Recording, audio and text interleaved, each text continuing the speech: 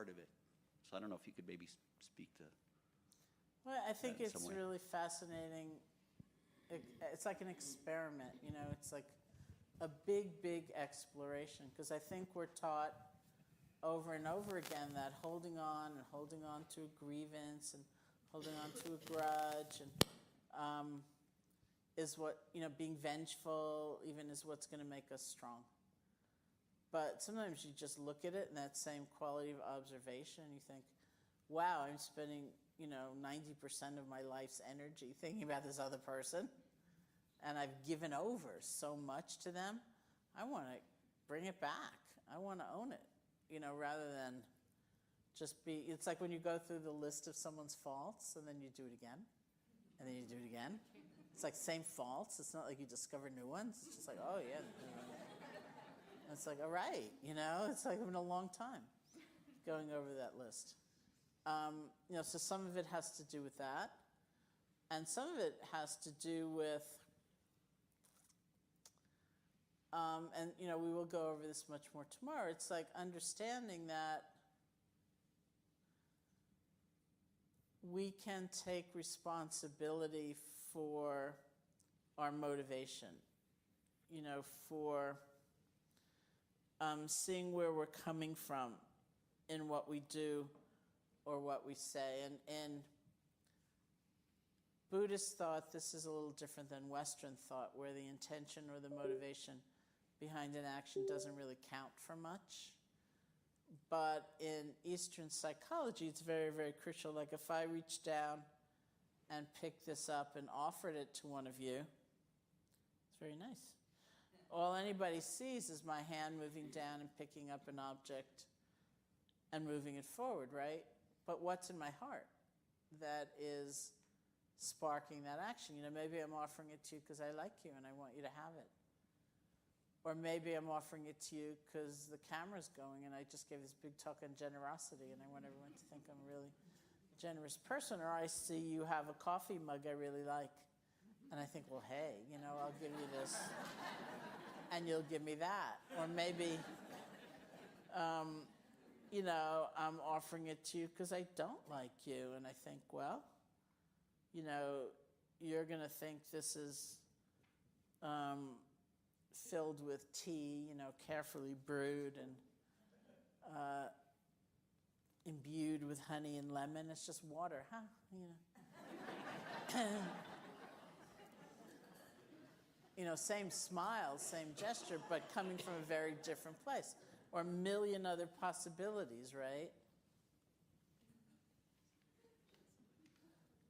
So that's why the motivation, generous person. Or I see you have a coffee mug I really like and I think, well, hey, you know, I'll give you this and you'll give me that. Or maybe,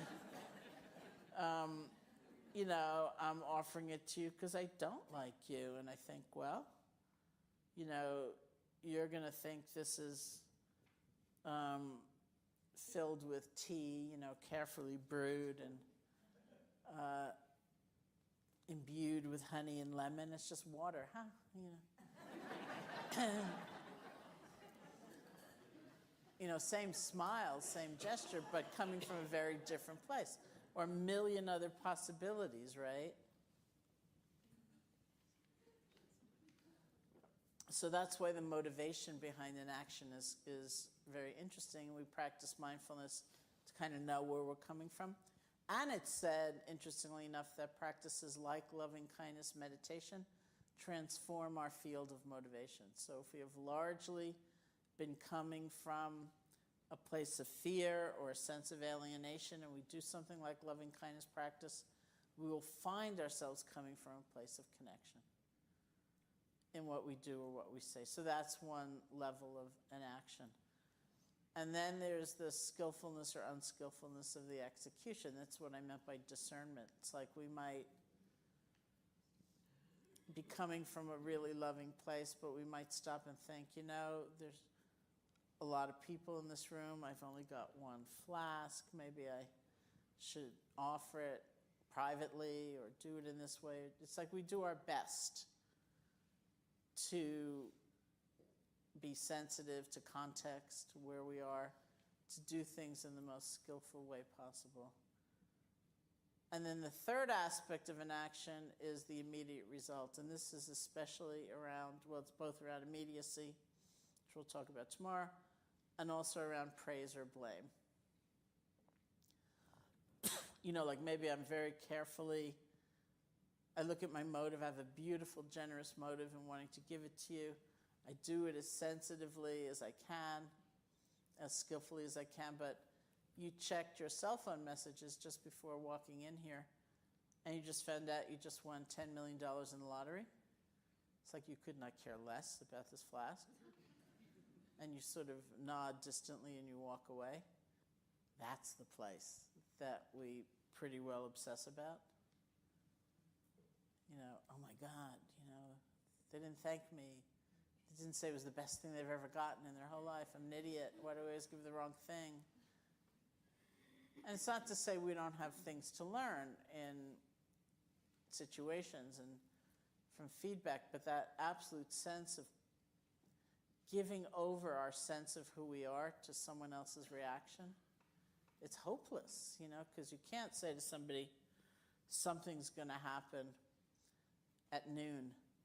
I want you to come into the room not having checked your cell phone messages, not having checked your email, not having had a single conversation, and not thinking about a single thing. I want your mind to be totally blank when you come in, because something's going to happen. It's like, life's not like that, so there's such a mix of where we're coming from, where someone else is coming from, what we can affect, what we can't affect, and learning to be able to kind of more graciously let God. We'll close now in a few minutes, and I'll tell you this story, one of my favorite stories from the Buddhist tradition, kind of in that light, which I often bring up in my mind.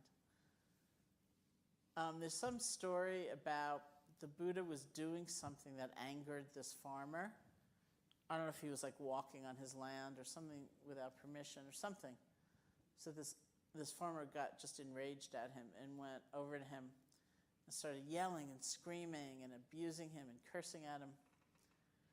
And the Buddha said, "Oh, farmer, what happens if you nicely prepare a gift for somebody and you put it in your hand and you go to give it to them and they won't take it out of your hand?" And the farmer said, "Well, then I guess it remains with me." And the Buddha said, "Just so, I'm refusing your gift of screaming and yelling and reviling and cursing. It's going to remain with you." It's like, you don't have to say that to somebody, but you can know it inside, and so things are different. This podcast is brought to you by the Love Serve Remember Foundation and ramdas.org. We appreciate you listening, and we appreciate all the support that you've given us. Please continue that support and donate at ramdas.org.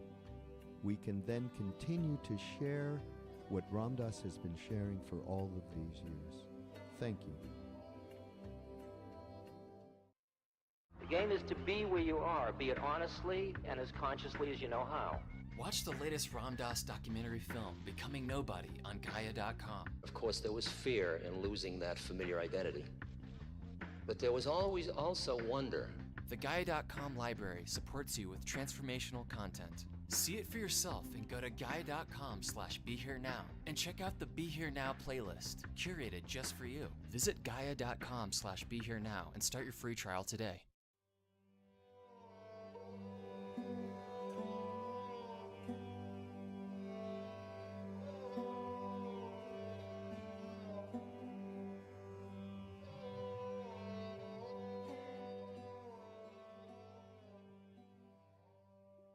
Welcome to Ram Dass Here and Now. I'm Raghu Marcus.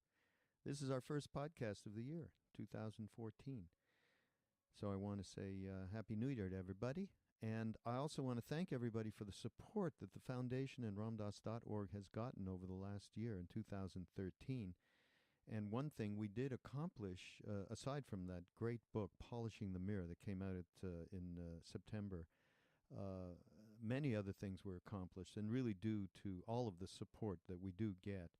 And we got enough support to begin the digitization of this vast archive of Ram Dass and Friends audio and video, and we're getting at creating new books out of some of the archiving that we've done. We've got, this is the first announcement of this, a book that's going to recount the stories of those people in the early 70s that followed Ram Dass back to India. Now, not all of them went through Ram Dass, but many of them did the second time he went back. And in fact, one day Maharaji said to us after Ram Dass there's a whole story, and it's in one of these podcasts where he got very angry at all of us at the time for what he just called undharmic behavior, a lot of self-interest. We were, like when Maharaj'd come out the door, we would all like run to get as close to him as possible, and that involved a little bit of elbowing, I think, back then. And he didn't like it. He was very angry at this kind of behavior, and he said so. And there was a whole incident where he threw a plate of food at one of the satsang. It was really pretty crazy and moment. And Maharaji, right in front of him, Maharaji, and he called us all up and he said, what's wrong? And we told him, Ram Dass is just angry at us for this undharmic behavior that we have been carrying. Of course, we were only in our, 18 to 25, I think was the age range. And at one point he said to us, he didn't say, he said, none of you don't know who this being is. You don't know who Ram Dass is, he said. He said, none of you would have gotten here except for him. I'll never forget he said that. And so, of course, through all of these years, many, many, many people have come to awareness of Maharaji and an awareness and a path to finding out how to live in this world through Ram Dass. And this, so this is all coming to be. At this point, we are able to go ahead, again, due to everybody's generosity and support, to get all of these. We have 800,000, maybe 1,000 hours that we're dealing with. And we have a bunch of media that's already up on ramdas.org. Anyhow, enough of that. This talk that I found is called Greed and Consciousness. And after I got through listening, I'm thinking, whoever named it, I don't know, Greed and Consciousness. The greed was just about how we basically come out of the womb and ready for socialization and, I, me, mine. And then at some point, we have a spark that ignites our awareness. And here's a couple of things, we're talking about. Most people in society are pushing away experiences that indicate they have an identity on other planes of reality in order to hold tightly to the plane they are comfortable with, right? So many, many people, even having childhood experiences, they push away any kind of other planes of consciousness that they enter into. I think we've all had a bit of that experience. A liberated being is somebody who has moved out of the reality that they thought was absolute initially in their life into another reality and another reality. And they are liberated from being stuck in any single reality. So this whole lecture is more around this concept,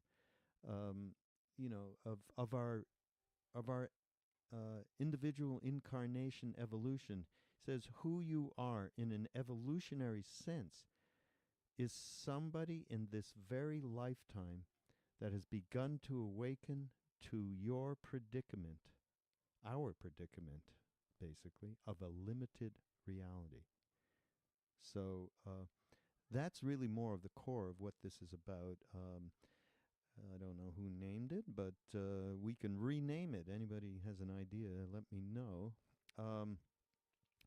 So going forward into this year, again, appreciate the support and really need the continued support. This is phase one of what we're doing with the Media Library. You will start to see more and more content come from both,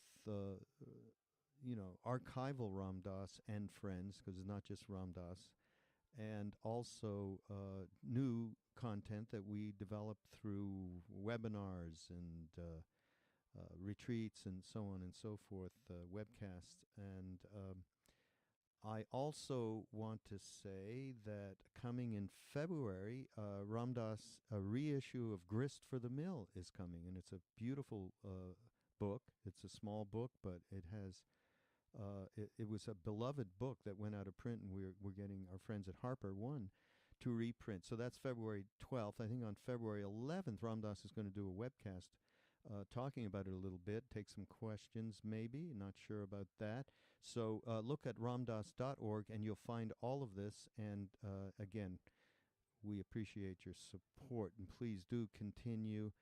And here is Ram Dass, Here and Now.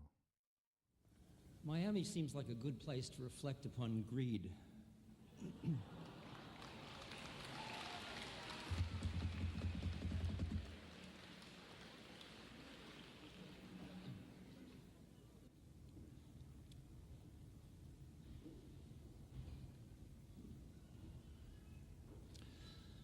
was watching a baby feed, a very young infant feed.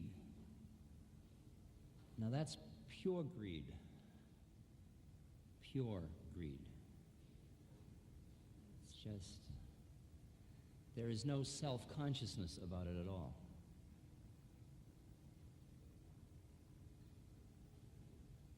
And then we get socialized, and we mix greed with a liberal dosage of guilt and shame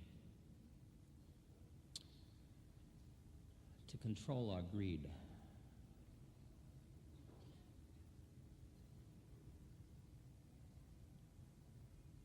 And then later we mix it with rationalizations, a rational structure to control our greed using our intellect.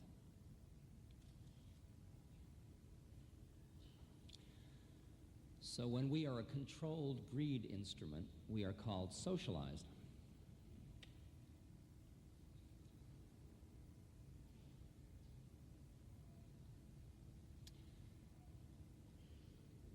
We still have the greed. We still want what we want when we want it. Because when we're getting just what we want when we want it, we have a certain feeling of, yeah, right on. You know when you're really thirsty and there's no water and you got a long distance to go and you finally get to a point where there's a cool glass of water. Ooh. Or you need to go to the bathroom and you're on a long bus trip.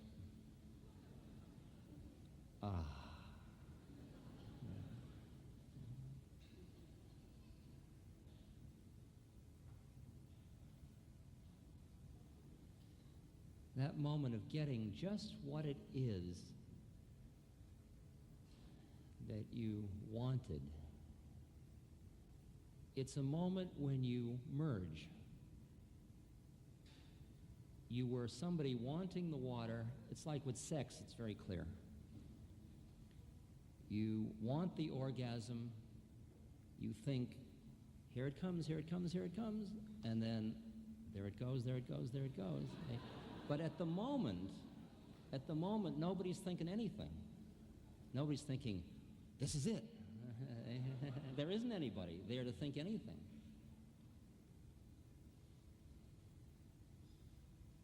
But that lasts about that long, unless you can get it out to there, say, right? Master. Of the selfless moment The moment when you're not busy being somebody doing something. The moment of flow.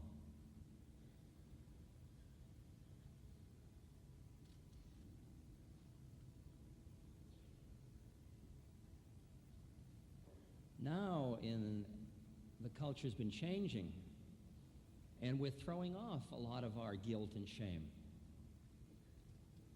So what happens then? Everybody tries to come back to basic greed, to get what they want when they want it. When you're hungry, you eat. But then you see people swelling bigger and bigger and bigger, just out of pure greed.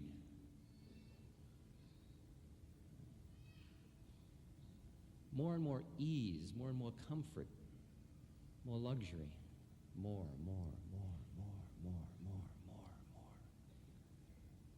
If I get just a little bit more, it'll be just enough.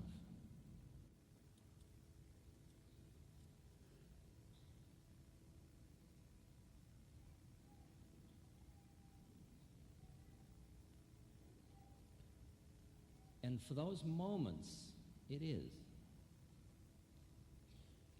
It is enough. The problem is that those are moments in time. And a moment later, they're gone.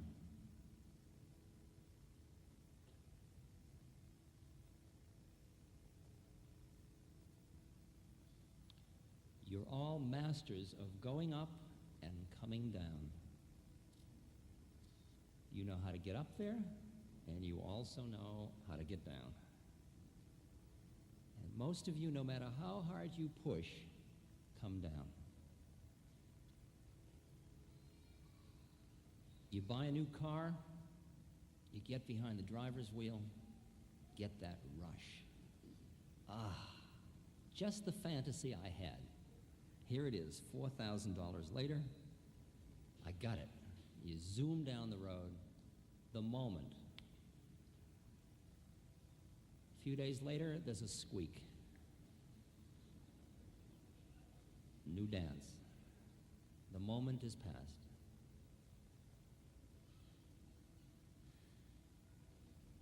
People who are designing their lives around getting more try to get those moments in closer and closer together. Because if you can get them in close enough, you may not notice the space between them. So right in the middle of dinner, it's like, what's for dessert? You're in dessert, think of some coffee. Drinking the coffee, let's go to the movies. We're in the middle of the movies, what do we do after the movies? Let's get an ice cream soda. Ice cream soda, let's take a walk. Taking the walk, what do you say? This is great, let's go to bed. Go to bed. What's in the refrigerator? And so it goes, on and on and on. Always just getting ready for the next one to make sure there's not going to be a space between the one you're in now. Because God forbid there should be a space. And the fantasy of the society is if you have enough money and enough power, you'll be able to do it. You'll be able to bring it off. You get them in so tight, it'll just be one whoosh, right? It'll just be jetting to Tokyo for breakfast, all the way, right? That's it. Okay.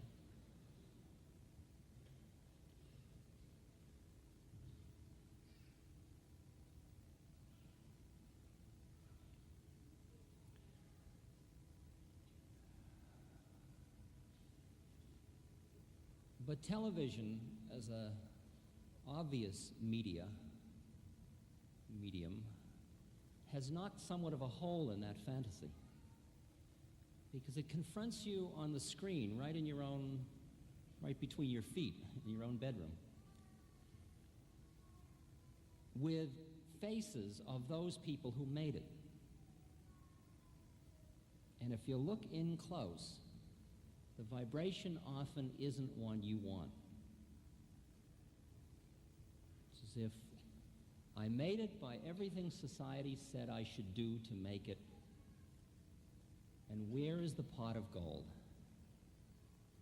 What's wrong? But why worry? The sun will be up tomorrow, it'll be warm and toasty. I'll just worry about how to earn a living, keep my kids alive, get a little sun, have a little leisure, smoke a little grass. It's okay. I'll fill. But there is a moment when you don't want to fill anymore. When the futility of your predicament of grabbing at things that are in time becomes too apparent.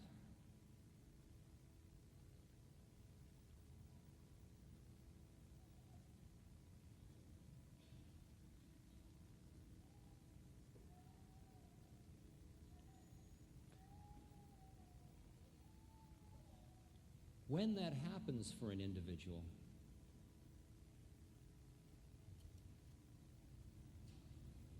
he experiences despair. And in the midst of that despair is the seed of the next stage of his growth of awareness.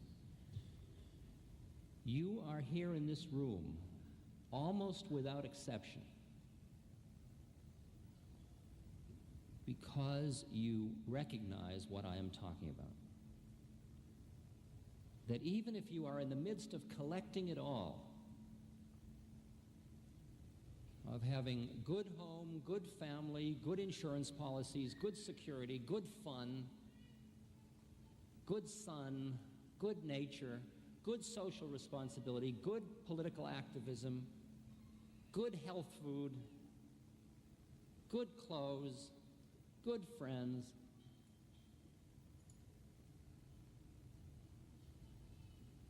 back inside of you is saying,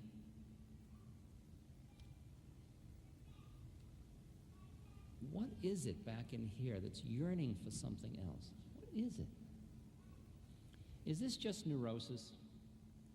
Are we just a collective group of neurotics? We may well be, by the way. This may be the dissatisfaction of an affluent society, grasping at straws. Or it may be that we are pseudopods, we are those things that go out from the amoeba, we are the leading edge of a shift of consciousness in which we are now reaching for something more profound, deeper in our own beings, deeper in the universe.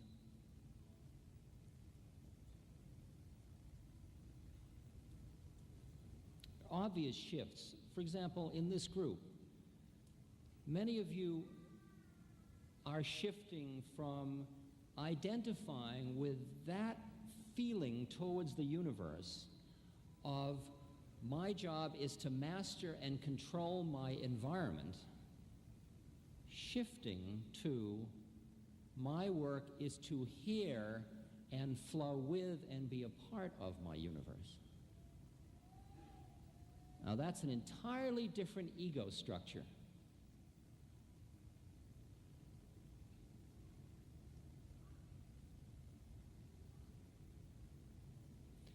That is a shift in consciousness. That is the answer to the ecological imbalances that come from man's intellect attempting to control nature.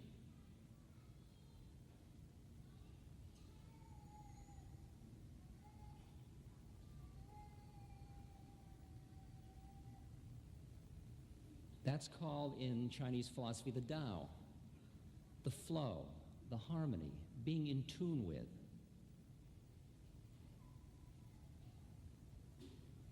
Being an instrument of the universe instead of a master of it.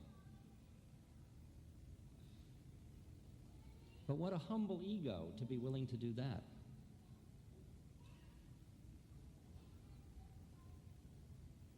If that were Henry Kissinger, he would have to listen instead of just sending.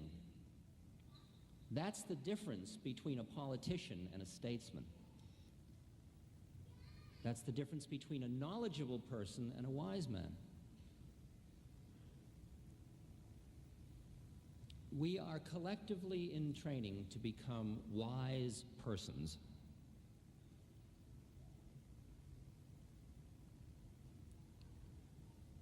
A wisdom that is going to be reflected in our beings.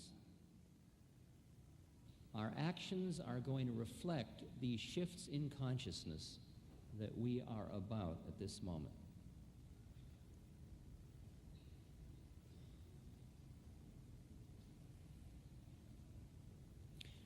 Now, actually, who you are has another level of significance that some of you will find difficult to hear, others will hear comfortably.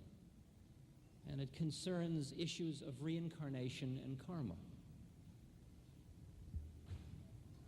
of who you are. See, at one level, you think you are somebody sitting in North Miami Beach High School. And you think you are a man or a woman or a boy or a girl, or some mixture.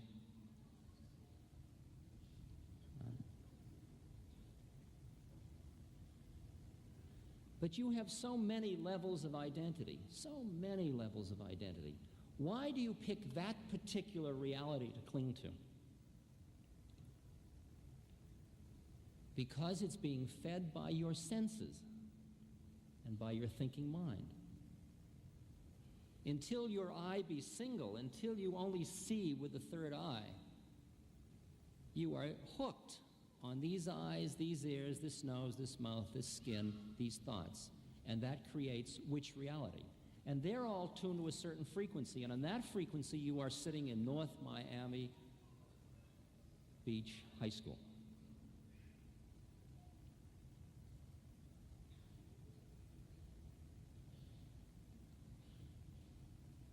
But who I see you to be is, for the most part, very different than who you think you are.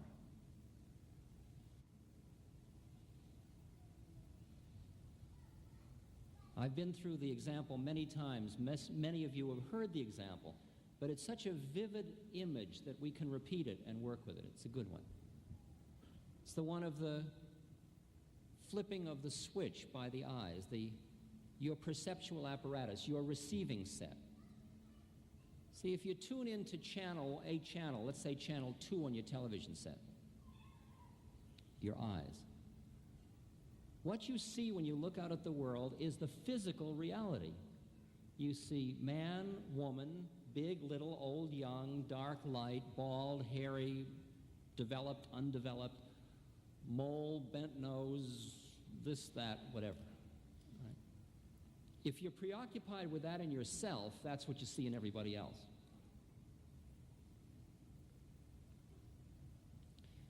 If you think you've got a funny-looking nose, what you notice when you walk down the street is everybody's nose.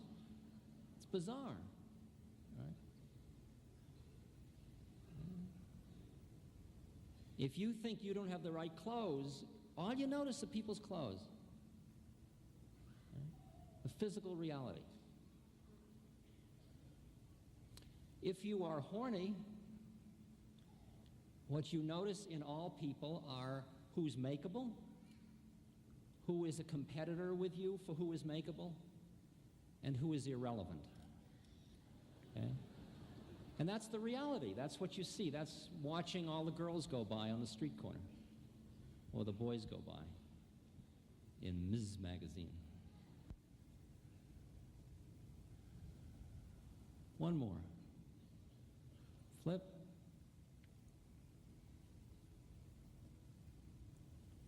Now, when you look at another person, what you see is as if two mirrors were placed facing each other with nothing in between. You see itself looking at itself, looking at itself, looking at itself, infinitely. For you have moved to the plane of the Ancient One, of the One, where there's only one of us here. In that reality, there is one of us here talking to itself. We are making believe we are the many. We are playing as if we're many so we can play out this dance. We are all in drag because when you rip off the mask, there's only one of it. Right? And I am talking to myself.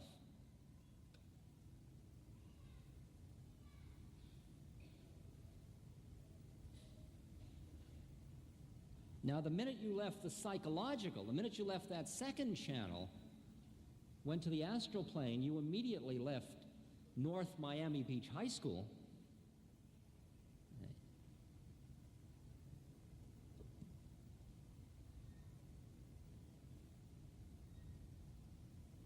Which of these realities is you?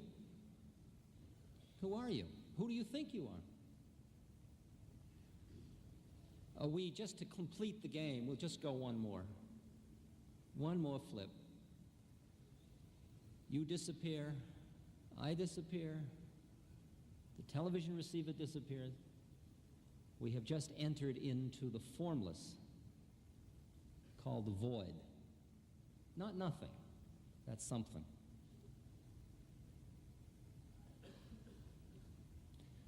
These are all relative realities. Physical, psychological, astral, soul, one. All of those are relative realities in form. They are all relatively real. No one of them is absolutely real. If you try to stand in one of them, you're going to have to deny all the rest of them. And if you're standing in one of them and saying, who I am is my psychological self, and then suddenly you have a dream or a vision, or your consciousness alters, you say, I was out of my mind, or I had a hallucination. In the New York Times last year, there was an article in the Sunday supplement, a study done on mysticism in America. And it said 2/5 of the population of the United States have had a transcendent mystical experience. That's an enormous number of people who have gone outside of their ego structure. A sampling of those 2/5, 85% said it was the most profound experience of my life and I never want to have another one.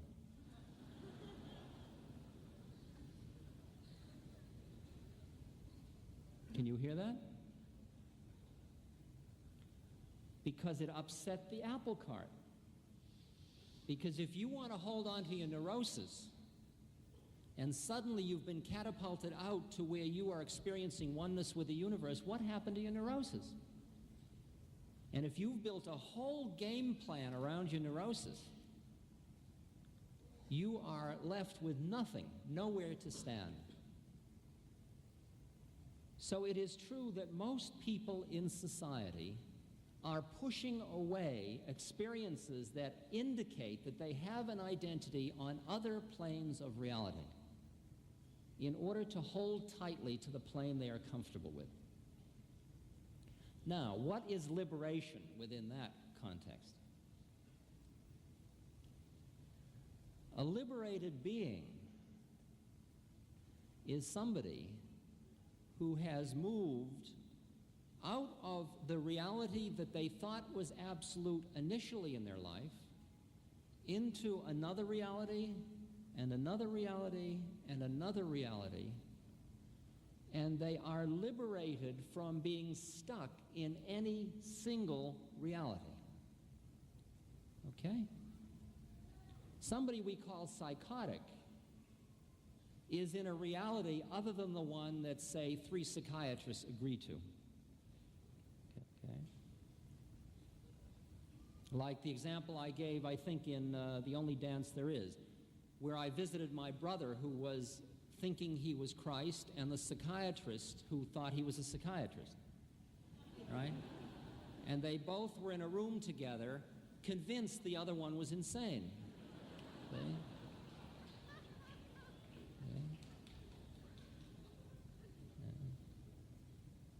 But the insanity is clinging to any reality. I didn't say functioning in any reality, I said clinging to any reality. A conscious being functions in all realities. Can't you have your astral identity and your physical identity and your psychological identity and your spiritual identity? And your identity is the one? And you're beyond identity, all here and now? That's what the game is. Would John Morley call his house, please?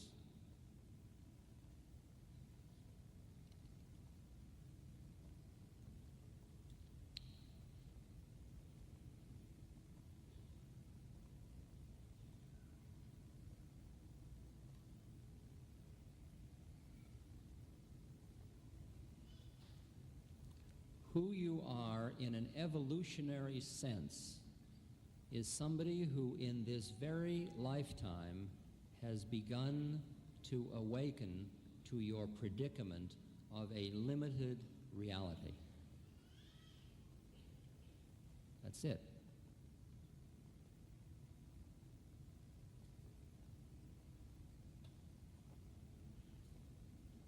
If you think of the image of a clock, 12 o'clock, perfect harmony in the universe, perfect flow.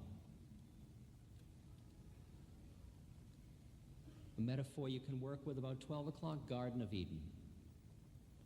Everything is in relation to everything else. There is no separateness. Within that perfection,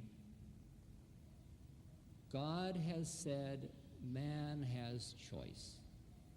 That's part of the perfection. Choice to do what? Choice to act in opposition to the will of God, in opposition to the flow, to the harmony. Okay? If you cannot get into an emotional reaction to the Garden of Eden story, it will teach you a great deal at this moment. Before eating the apple, which is the apple of knowledge in which man goes into dualism, in which he then knows but no longer is. He has separated himself in order to know. He wants to be God. He wants to know, not just be. Following eating of the apple, God finds him covering his genitals with a fig leaf. And God says to him and to Eve, "Who told you you were naked?" Where did separateness come from? Where did shame come from? Why do you even think you're separate? Because the minute you start to think about something, you have separated yourself from the flow. Now be careful, because I'm not knocking intellect. I'm merely doing what Vivekananda talked about, shifting the intellect from being a master to being a servant. Okay? 12:01, you ate the apple. You ate the apple, by the way. Right. Now you suddenly look around and you see it all, but you're no longer part of it all. You are experiencing your own separateness, the beginning of alienation. Okay. You are cast out of the Garden of Eden, out of the flow, out of the self-consciousless flow.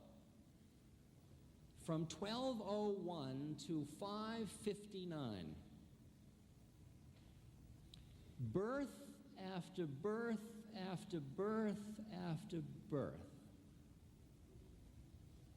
You are born into your separateness again and again and again, and each time you spend your life trying to optimize the control with your separateness in order to re-experience what you had at 12 o'clock, but still keep your own sense of separateness. In other words, you want to be God and have your own heaven. That's what somebody in Miami Beach wants. It's to be God and have his own heaven. The way he wants it.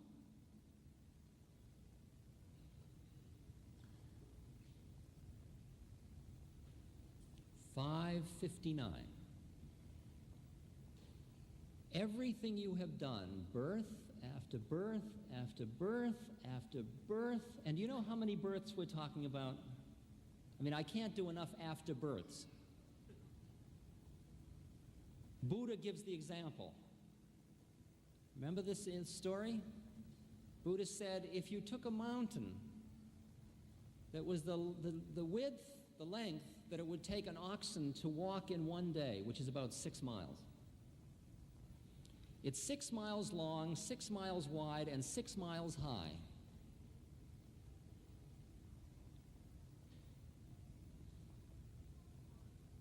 And every 100 years, a bird flies by the mountain with a silk scarf in its beak, and it runs the scarf over the top of the mountain. In the length of time it would take for the silk scarf to wear down the mountain, that's how long. Birth, death, birth, death, birth, death. If you want to get a little sense of the time, just look at how many times you've blinked your eyes since you walked in here. Those are like lifetimes. It's just a time change, time shift.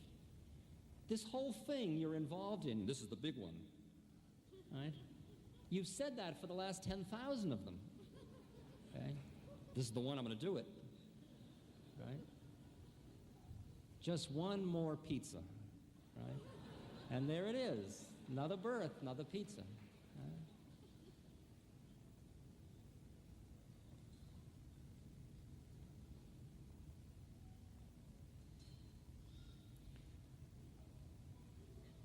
To start another dimension of this evening, for those of you that know these words are birds, sit straight and just breathe into your heart and keep rising on the energy in this room, all right?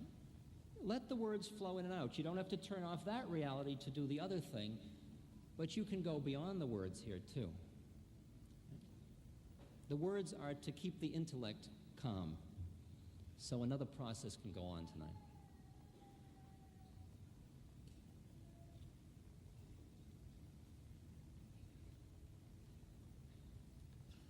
Six o'clock, despair. I have tried every strategy I know in order to master the universe and be in control of it and recreate the Garden of Eden, and I can't do it. Despair.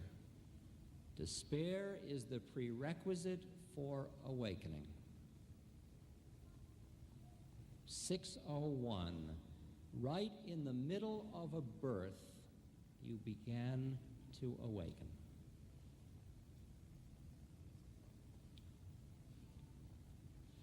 Now, why do I say in the middle of a birth?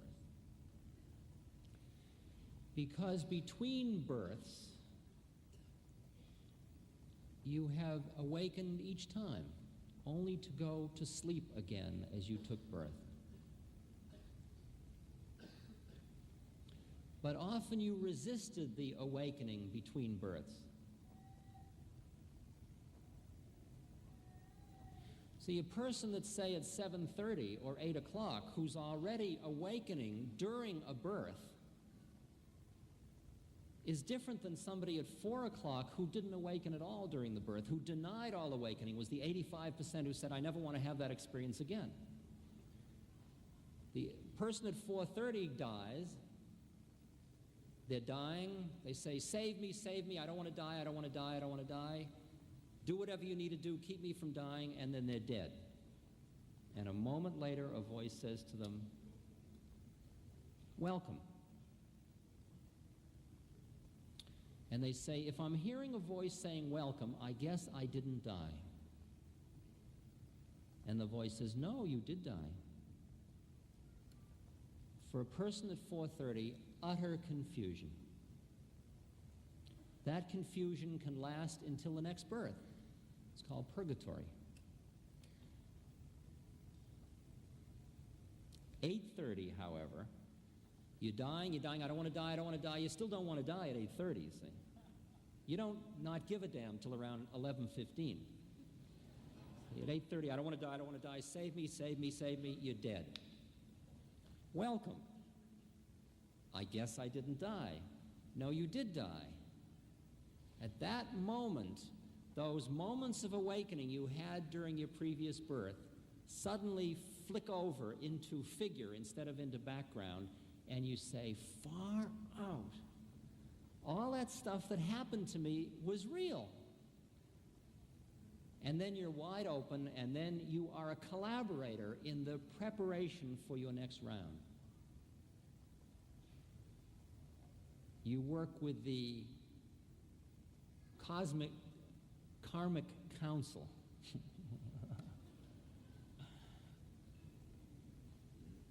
In the realm of the astral Meshuggahs. In planning the next dance.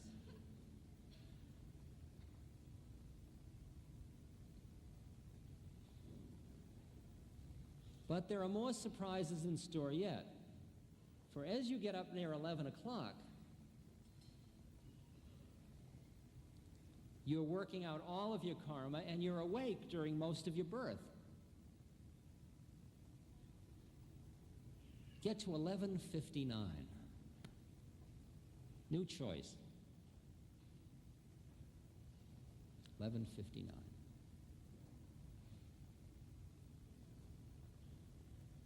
At that point,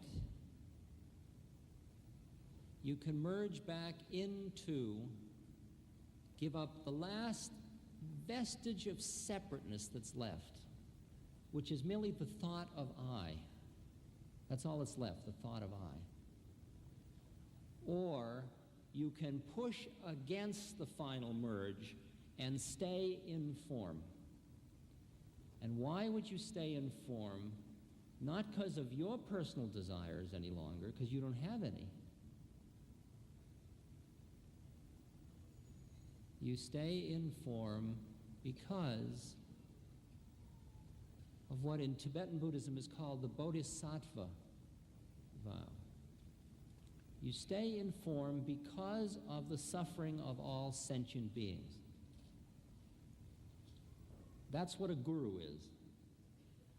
It's a being who is staying in form in order to relieve the suffering of other beings. 11:59. Where are you? 3 o'clock, 5 o'clock? You're at least past 6 o'clock, or you wouldn't be in this room.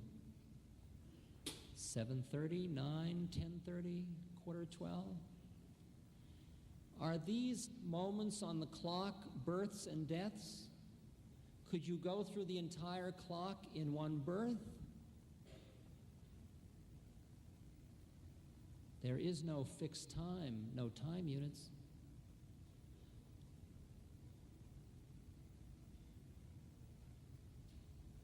It's the karmic clock. And the final realization at 11:59 is that the entire clock was an illusion. For at that moment, path and pilgrim and goal merge into one.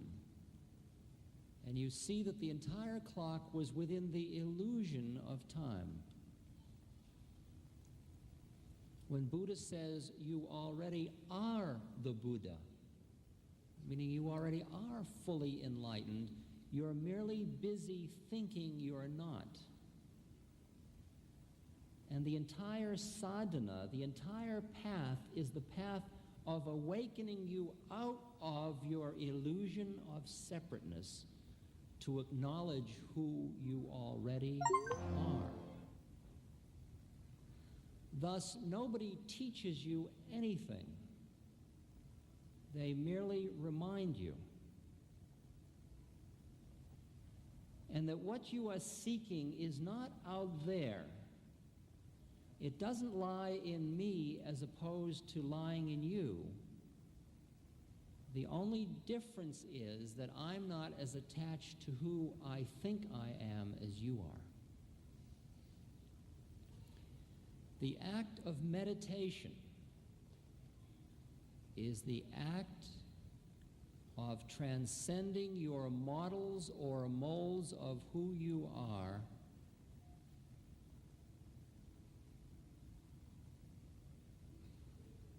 to recognize yourself.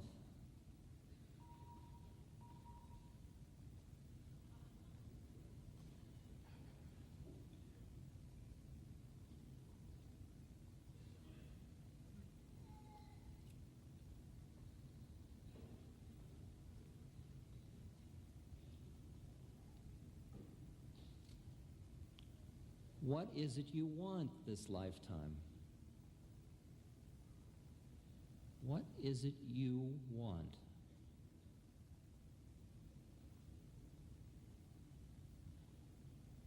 Somebody at 4:30 wants more pleasure.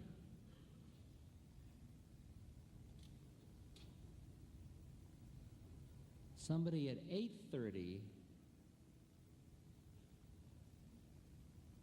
wants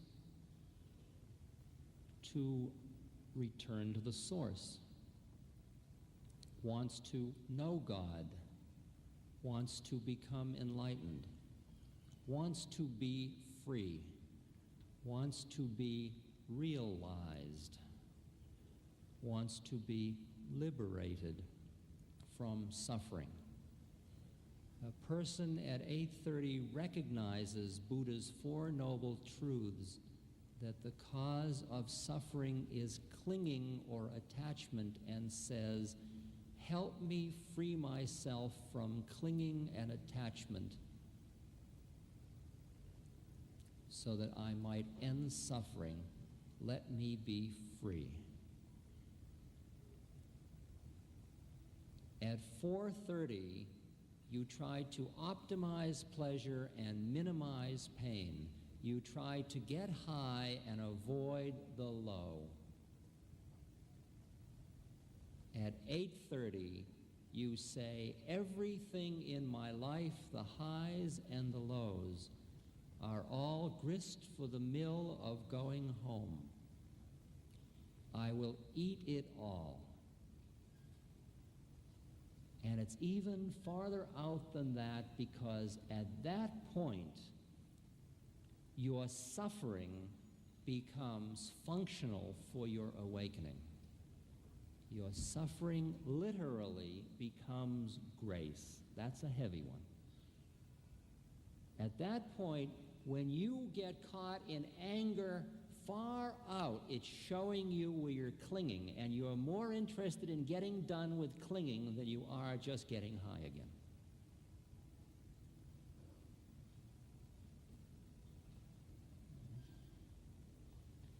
Then you are ready to take life as it comes towards you without defining this but not that. I want a new Cadillac, but I don't want cancer. Okay? By 10 o'clock, you're ready to say, new Cadillac. Cancer. Life. Death. Pleasure. Decay.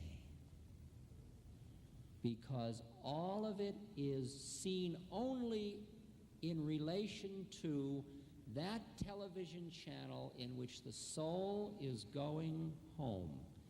And everything on all the planes is grist for the mill of the process of awakening. You use it all.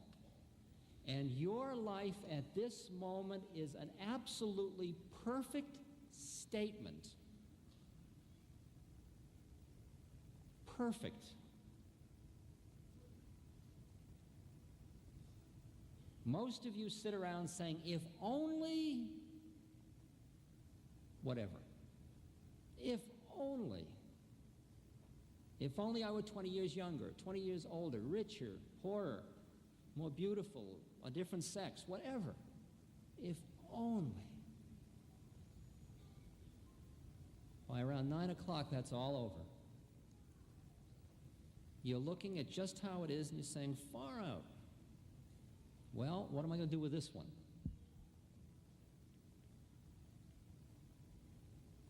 Now, this is where it becomes very delicate. Because as you keep flipping these realities, is this too heavy or can you hear me? I'm sorry it's so heavy, but it'll be clearer after that. I'll get lighter after a while. It's just, I don't know why. It's whatever this vibration is.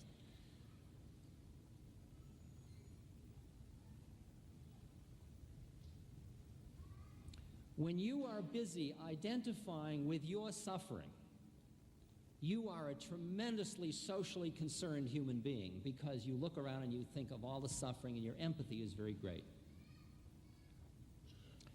When you shift these channels a little bit and you ultimately look up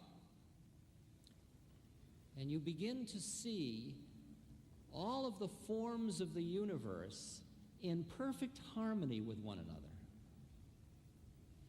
and you begin to experience the perfection of the flow, including the suffering, the violence, the starvation, etc.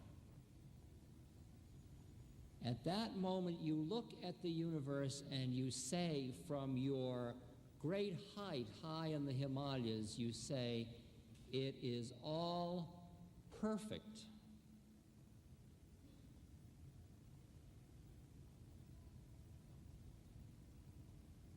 Now, if you stop in that reality, you can be very, very high in the Buddha mind, but you forgot the bleeding heart of the Christ.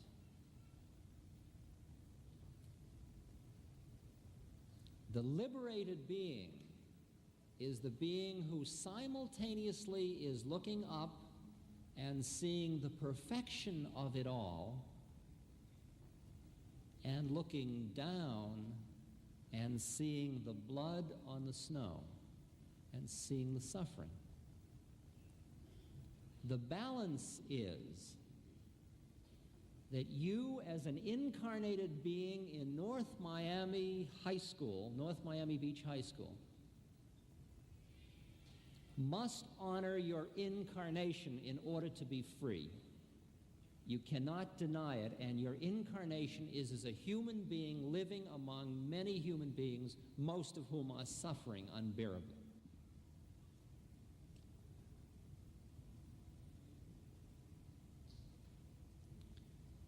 That balance, the balance of the Buddha mind, of seeing the emptiness of forms and the perfection, and at the same moment keeping your heart wide open to the suffering in the universe around you, and using your incarnation to alleviate suffering. That is the balance that is the statement of liberation.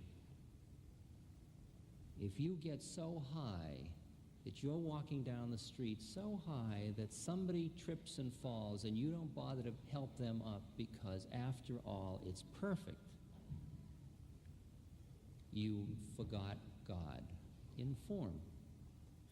If you're so busy helping the person up on the street that you forget at that moment the perfection of the entire dance, including the fall and the helping, you forgot God in the formless state. It's a tough path to have the strength to keep it together in form and formless. To relieve suffering and to work with suffering. See, how you deal with suffering depends on the level of consciousness.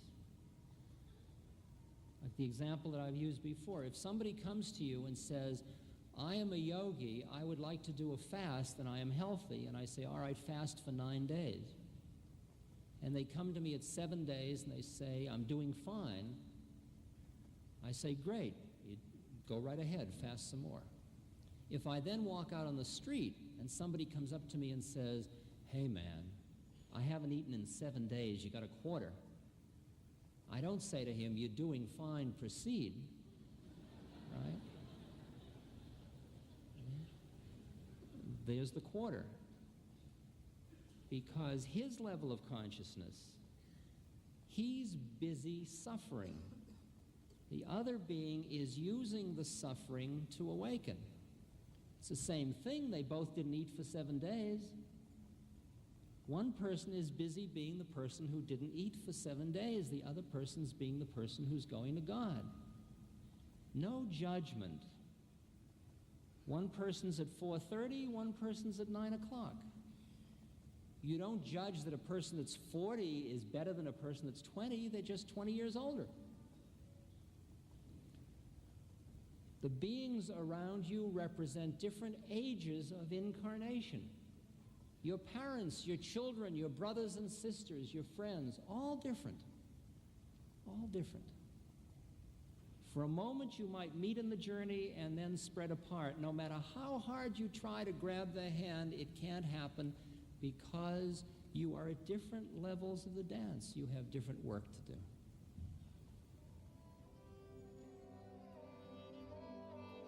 This podcast is brought to you by the Love Serve Remember Foundation and ramdas.org.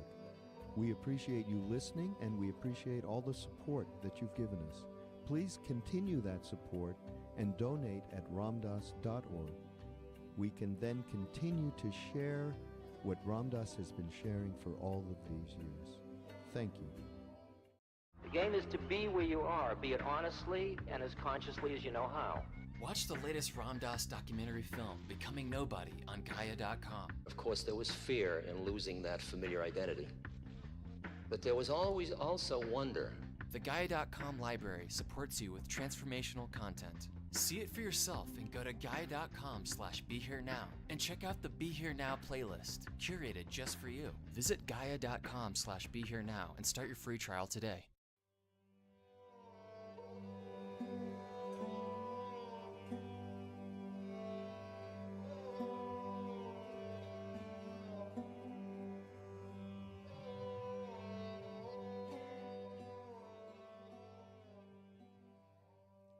Welcome to Ramdas Here and Now podcast.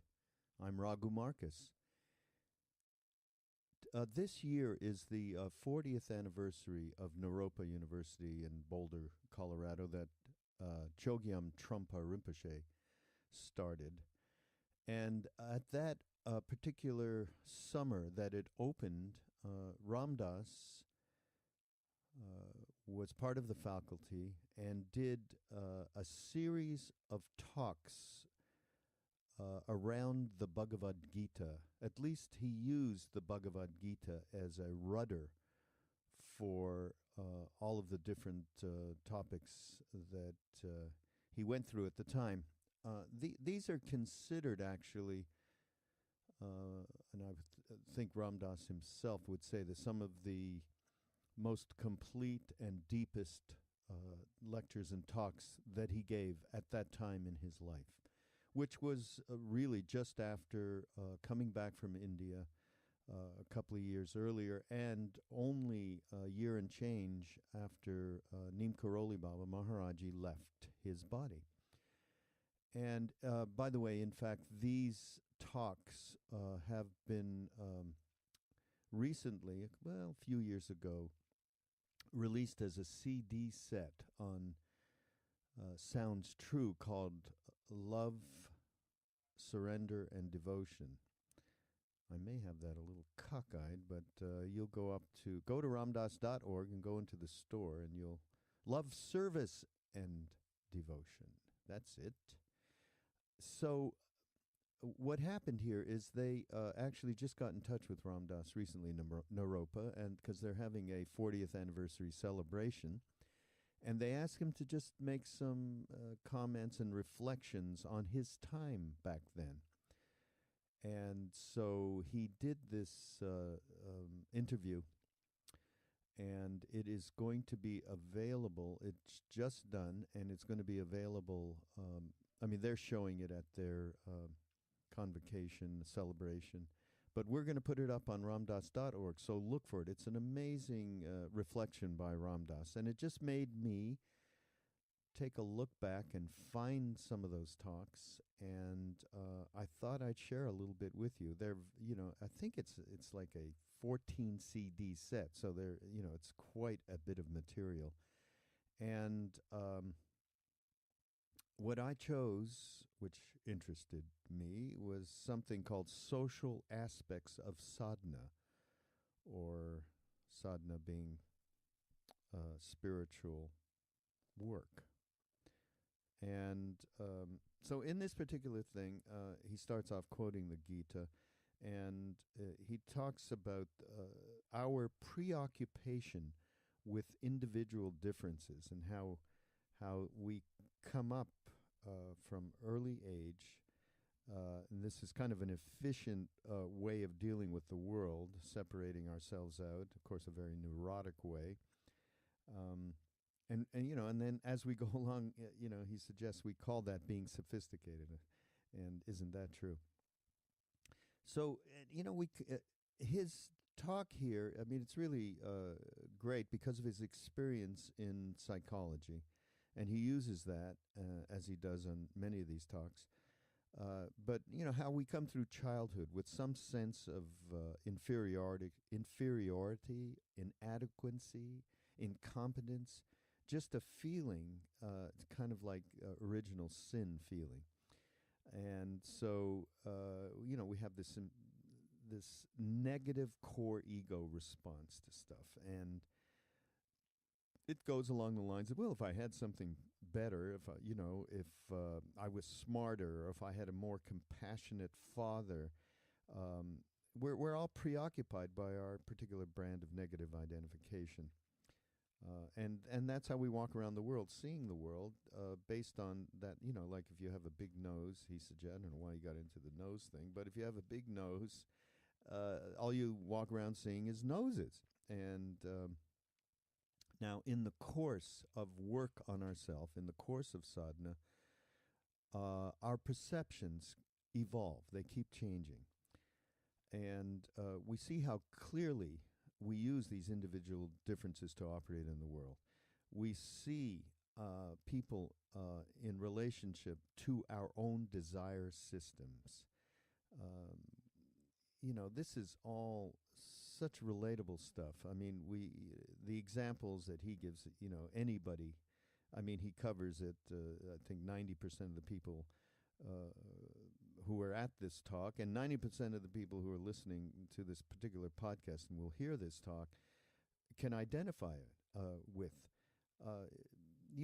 Just walk on the street, and you're a man, and you see just the opposite sex in a way that's completely objective and completely based on our desire, the man's desire system, what's makeable and what's not makeable. Anybody's not makeable, you don't even notice them. Or you're in business, and it's all about power. So it's all about seeing people in opposition. It can be color. You're hung up about color. So, race, falls into it. So as we develop, though, and as we become more conscious, you witness this stuff in yourself, and then you start to see your personality, and you see the other personality, the person opposite you, and you see, with just a little bit of a flip, you see that packaging, but you see that it's just a veil, and who we are behind all of that is who we really are. I'm just another being like you. So as you evolve, this starts to become a little bit more foreground, and as the witness, which is why the witness, and we've talked about this before. Ram Dass has talked about it in innumerable lectures. One of the great methods to be able to use is being awareness. I mean, how much of that is in the news today? Mindfulness, awareness. But the witness is a very, very crucial factor in being able to transcend, this stuff that we come up with around, certainly around individual differences. I mean, I see this in myself after all of these years and being with Maharaji in India and spending all of this time doing spiritual work, sadhana, and still walking around and having that constant polarization stuff going on, where whatever's in me regarding these individual differences, and fortunately that witness is the one thing that that has evolved over this time, so that I'm able to check this reactivity, this instant reactivity, and just check it and just allow it to be with it's not a matter of like cutting yourself off at every corner. So one great example he brought up about, because people, there's nothing you can do in regards to people and their reactivity based on this individual differences. I mean, he talks about his father, and he talks about how there was nothing to do about changing his father. His father was, a successful businessman and considered whatever Ramdas, when he came back from India, what did his father call him? Rumdum, and his brother called him Ram Das. So he, he had to deal with the karmic predicament of being in this family where there was no understanding whatsoever of the inner work that Ram Dass was trying to do. And he quoted the Gita, and it says, "Let not the wise disturb the mind of the unwise." So, you can't force anything. You can't say, well, behind it all, you're not really my father, you're a soul behind. You can't do any of those things. You just have to do the dance together. So this just reminded me of my own father and the anger that I had as a youth growing up with him, and really, gee, if it was only different, if he wasn't such a tyrant or whatever it was, if he wasn't so angry and so on, and it never served anything for me. And fortunately, and I have, of course, talked about this in podcasts previously, but, and this is just pure grace. And I, and people say to me, geez, I wish that could happen to my father. Well, I don't know why it happened to me.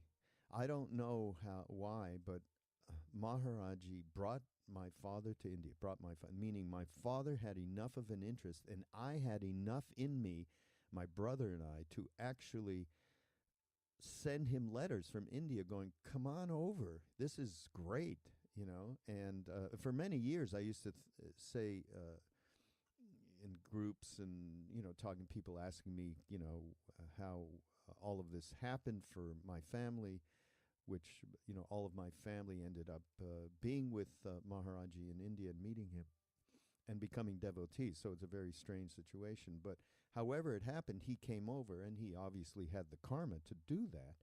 And he basically, I'm not going to go through the whole story again. You can hear it on earlier Here and Now podcasts, the very first few. But he basically showed me behind all of that crap that I reacted with, and behind all the differences I had with my father, he showed me the true being behind all of that.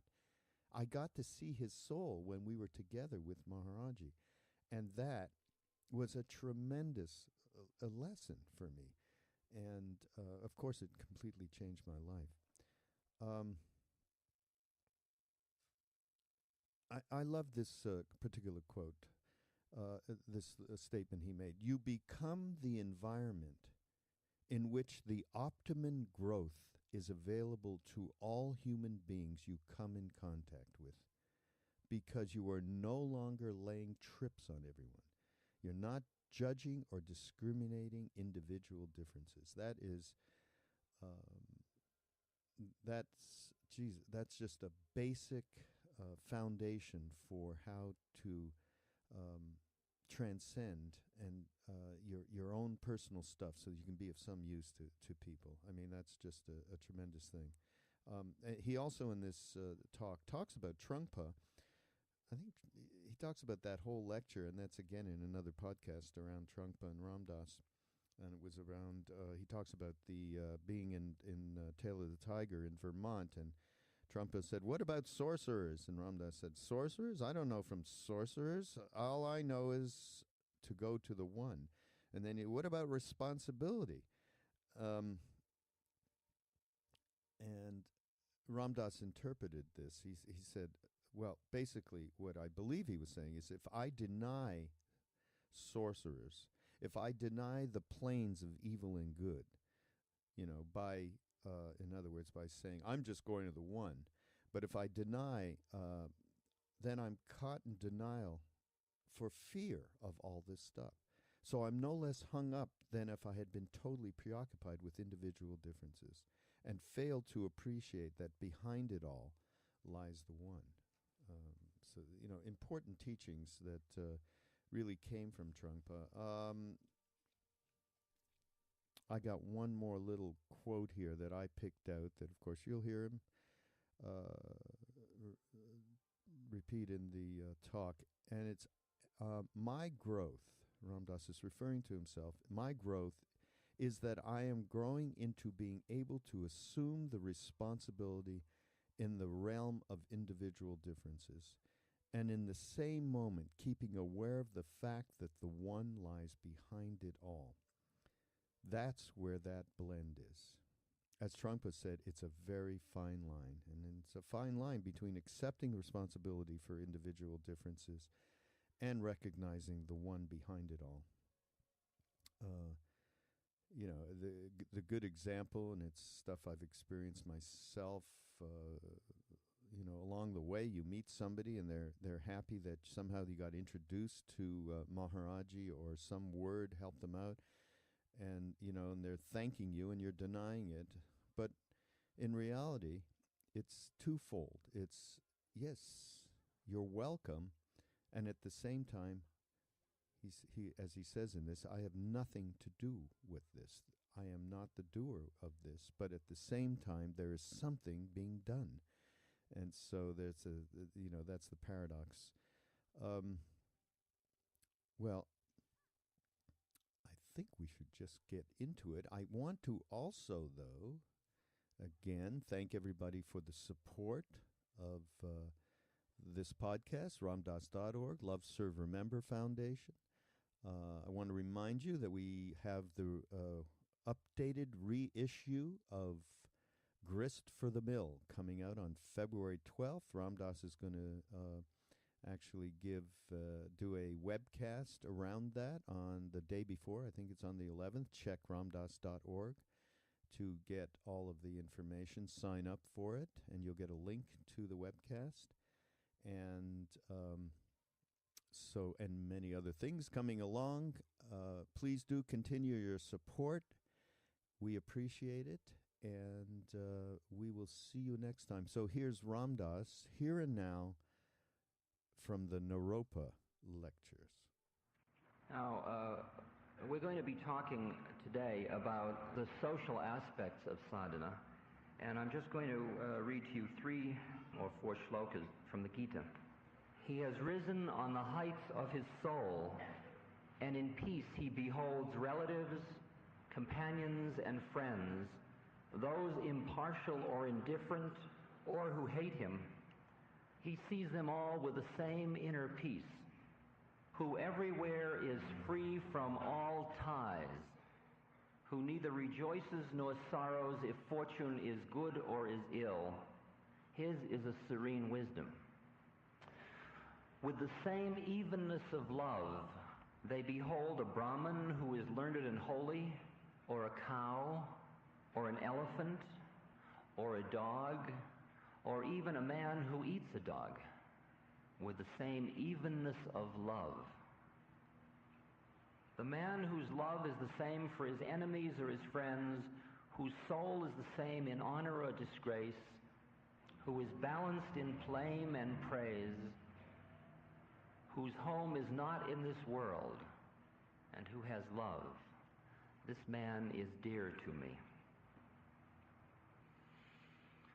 Most of us have grown up with a preoccupation with individual differences because it's been very efficient, but it's also been very neurotic, so that we get very discriminating about individual differences, and we call that being sophisticated. And with our own individual differences, we get totally preoccupied.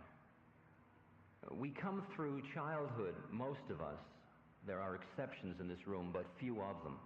We come through childhood with some sense of inferiority, inadequacy, impotence, incompetence, and that's kind of emotional, non-conceptual. It's just a feeling that comes from early child rearing.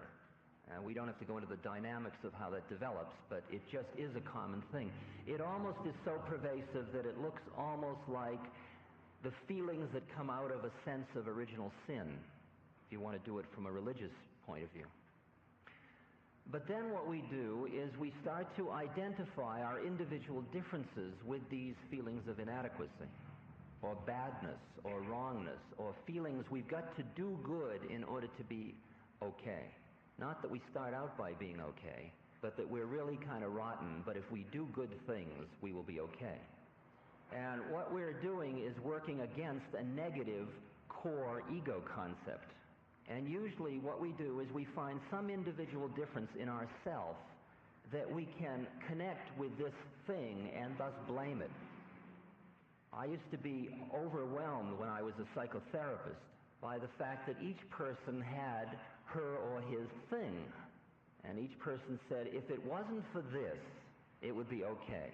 If I didn't have a nose that was shaped this way, if my breasts were bigger or smaller, if I was having better orgasms, if I had come from a richer family, if I were a different color, if my parents hadn't broken up when I was young, if I hadn't fallen and gotten this scar when I was little, if I didn't have such big genitals, if I didn't have such small genitals, if my hair was a different color, if I had lived in a neighborhood where I had more kids to play with, if I had had a more compassionate father.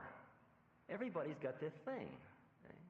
I may not have hit yours exactly, but I hit a good 40% of us right just now. And we get so emotionally preoccupied with the thing that's wrong with us that it starts to color all of the ways in which we see the world around us. So that if you are preoccupied with your nose, you then notice noses. And you notice everybody, and you notice all the successful people particularly, and what nice noses they have. Okay? And so on. In the course of sadhana, of spiritual journey, of awakening, of deepening of meditation, our social perceptions keep changing. And many of us, I would say almost most of us, are in the peculiar predicament that we have built a whole ego structure about who we are and how we function based on these tremendously emotionally laden habits about individual differences. But now we are experiencing realms of the universe and perceptions of ourselves and others that are totally inconsistent with these habits of thought about who we are. And the problem is we can't give up yet because they were so overlearned, those original habits. The image that I have, which I may have mentioned to you, is the one of using yourself as your perceptual field as a microscope. It's like tuning from channel 7 to channel 6 on television, channel 5, channel 4. Because if you look at another person first, the way you are traditionally looking at them, You look at them in terms of, first of all, your own desire systems. So, as I've said before, if you're horny, you see who's makeable, who's a competitor for who's makeable, or who's irrelevant. That's your way of dividing the universe. If you're an achiever or a power-oriented person, or you're localized in your third chakra, you look at who's beatable, or who's going to beat you out, or who you have more power than, and you see everybody in domains of power and realms of power and control. If you're a physical gymnast, you look at people in terms of their body development. If you were a scientist of body development, you might be a Sheldon somatotypist. And you would look at people in terms of whether they are endomorphs, mesomorphs, or ectomorphs. And you'd say there's a 377 or a 422, depending on whether the shoulders were big and the hips narrow, or the hips tall and thin, or short and fat, or whatever. If your preoccupation is color, you are aware of color. If your preoccupation is sex, sexual male or female, you are aware of that dimension always in looking at another person. Is it a man or a woman I'm looking at? If you have a sexual preoccupation that is deviant from the culture, cultural norms supposedly, you will be very aware of that dimension in everybody else. Now, if you flip the microscope one little flip, and you look a little deeper into another person, what you begin to see is personality. And then you see everybody as, that's a cheerful person, that person is very pleasant, that person seems depressed, and those of us that are preoccupied on the lower astral planes where our personalities exist, see only other people as personality. That person was nice to me. That's a nice woman. She's sort of motherly. That's a psychological variable. And we look in psychological dimensions at other people. Right? Okay, if you flip it once more into another astral plane, you will see astrological things, as I mentioned before. And then there are only 12 permutations in the world. And you see everybody as Leo or Aries and Sagittarius. And when you look at another person, that's what you see. You say, I'm seeing a Leo. Person says, I'm not a Leo, my name is Fred.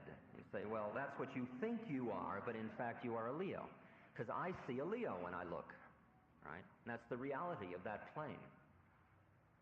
If you go one more flip, what you see when you look at another person is another person and they're looking back at you. Okay? You look into their eyes and you see somebody else. Are you in there? I'm here, far out. And you look at your packaging. And you see the packaging. The packaging involves the astral, all the individual differences. There's still somebody separate from you in there, but the individual differences are more like the veils or the packaging of the product. You can say, you in there, I'm in here. Here we are. We're two beings. Two beings. Now, you take a relationship, say, to your mother or your father or your child, who you've got this long history of treating them. That's mother. That's father. That's my son. See? That's my daughter. See? That's Janie. See? That's Mary Jane. It's little Mary Jane. Hello, little Mary Jane. See? And then you flip the microscope with Mary Jane, and suddenly there's another being inside Mary Jane who isn't Mary Jane at all. It's not Mary Jane. It's not like it's Sarah Lou. It's not anybody. It's just another being saying, I'm in here too. I'm just like you. Now, what happens is, for efficiency, so that we can sleepwalk through life, it is usually most efficient to get completely into individual differences and treat everybody just like they were yesterday. So if you were Mary Jane yesterday, you'll probably be Mary Jane today. And if I've treated you as somebody who's a slob, I might as well continue to treat you as a slob, because it's most likely if you were a slob yesterday, you'll be a slob today. That's known as efficiency of social relationships. Because if every time I meet another person, instead of being preoccupied with individual differences, I go through them and I see another being who's just like me, well, it's a whole new ball game every time we meet. Like, who are you this time? Oh, I'm still Mary Jane. Okay. We'll play that one out today. Now, it gets very, very far out because, for example, in my relation with my father is busy thinking he is my father, right? He knows who he is. He's a Republican. He's a man in his middle 70s. He's somebody who loves his family. He's a good man, right? He owns this and that, etc. He likes the ball games. He knows who he is. Right? The problem is that who that is dying sooner or later. He's already beyond the actuarial age. And not only that, but if he is busy being who he is, and I'm then into the symbiotic role the complementary role in relation to that, so I'm busy being his son. But the thing is, I'm 43, and it's funny about what a son is at 43, you know. The limits of our relationship are very two-dimensional. They're very flat. But on the other hand, from where I'm sitting, he's just another being. And it just happens that in this lifetime, we took incarnations in which this particular round, he was incarnated. His karma was that I was his son. Heavy karma. My karma was that he was my father, right? We are each other's karmic predicament, if you will, right? But behind it all, you here, I'm here, far out. See? Now, if I say to him, you here, I'm here, he doesn't know what the hell I'm talking about. Oh, you're talking that nut talk again, right? See? And so my job isn't to come on to him at all. And the Gita makes that very clear in the 3rd chapter.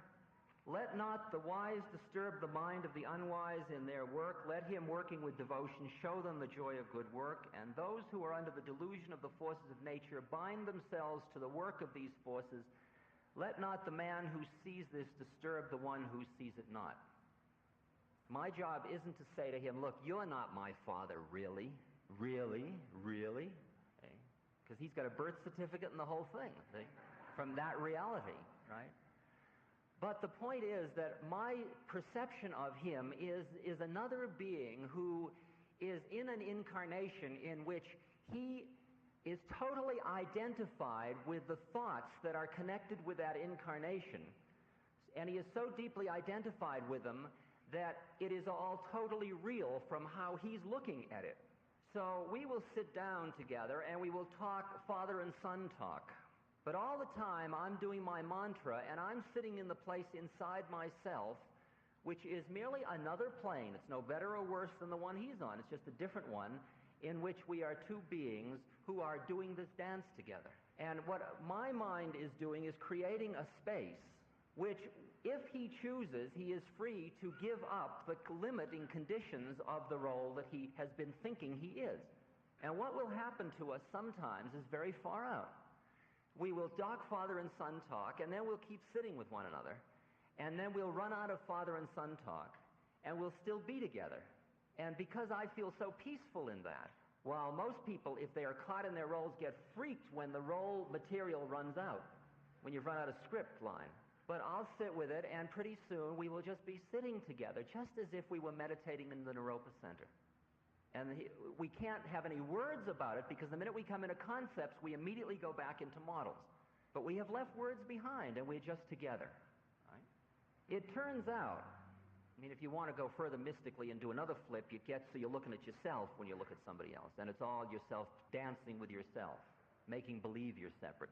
But that's too far out for us, most of us. The point is that no matter what your relationship is with who, the same rules apply. It doesn't matter whether it's your parent or your child or your enemy or your friend or your therapy patient or your therapist. You treat them all the same way. You treat them with compassion. You treat them with an appreciation of the fact that we are beings who are in incarnations.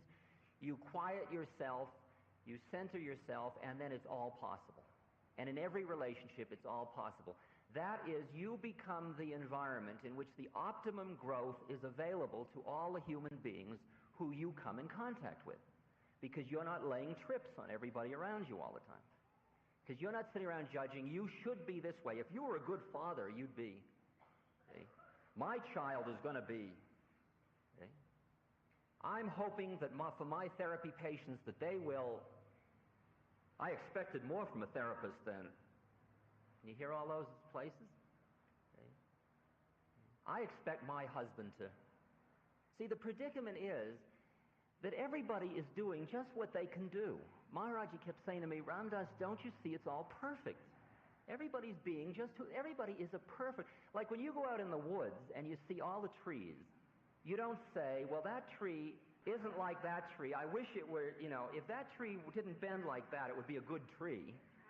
Somehow with trees, you can allow it. You can allow that each tree is just perfect the way it is. But when you get to people, if everybody isn't just like you think they ought to be, all hell breaks loose. You sit around judging and judging and judging and judging and having opinions. And there is a whole other way of looking at these gunas, these strands of the universe, interacting and seeing how in each individual manifestation these strands have merged in such a way to lead to another perfect statement of the unstatable. Right? So that you look at somebody who comes up and who's hung up and tight and angry and insecure and anxious and frightened, and you see the perfection of it far out. And you give each incarnation space to manifest as it needs to manifest. 5 years ago, I was busy trying to change my father. And now I have grown enough so I can leave him alone. I can just love him as he is. Now, the predicament we have about human relationships is recognizing that certain relationships have been laid on us by God karmically for this entire incarnation. You don't trade in your father. You don't trade in your child. You may try. Whether or not you trade in your husband or wife is an interesting issue in this culture at this moment. In every religion, when you married, you took on the same kind of karmic commitment that you did with a father or a mother or a child. It was till death do us part. We've converted that because when we got totally profane, we started to see it as merely a comfortable social arrangement. And when it didn't work, you changed it. And since that is the cultural format in which most of the marriages have taken place that exist in this room, at this point, you live within the culture you're dealing with. You didn't enter into the marriages consciously with an understanding till death do us part, because you weren't conscious enough to make a vow like that. It's like making the bodhisattva vow. You can't enter into it until you know what you're doing. As you get more conscious, the nature of the contracts you enter into change considerably, and you enter in much more consciously to which contracts, how, and for how long. But at the moment, there are certain contractual relationships you're involved in which are givens you're not going to get out of in this lifetime, and there are others that when you get finished with them, you can walk away and form new ones. And you can make the differentiation between those kinds of karmic commitments. But if you try to walk away from one prematurely, if you can look back with an astral eye, you will see these long threads going to these beings. Like somebody who splits from home and, screw you, I'm leaving. Maybe the work was done, but methinks it wasn't. There's a subtle flow of emotions that suggests that it wasn't quite all done. I'm leaving you and I'm taking the children. I finished my work with you. Doesn't sound that way to me. You may go away for a while, but that's okay. Later on you'll be cooler and you'll understand you can't go through the door as long as you leave unfulfilled karmic stuff behind you. Now sometimes you've walked away from somebody and then they die. You say, oh, I've blown it. Not necessarily. When you get totally centered, you can run through the relationship with them and bring it up to date consciously. Life and death isn't what it's about, as we'll talk about on Tuesday. Historically, we have all been very deeply involved in a romantic image of ourselves, and that romanticizing is part of what would be called personality level. It's a low astral, and the whole astral planes, in fact, all of the planes are romantic. So that you may finish with the physical plane identity and you say, well, I know that I'm not Joe anymore, but who I am is the Messiah.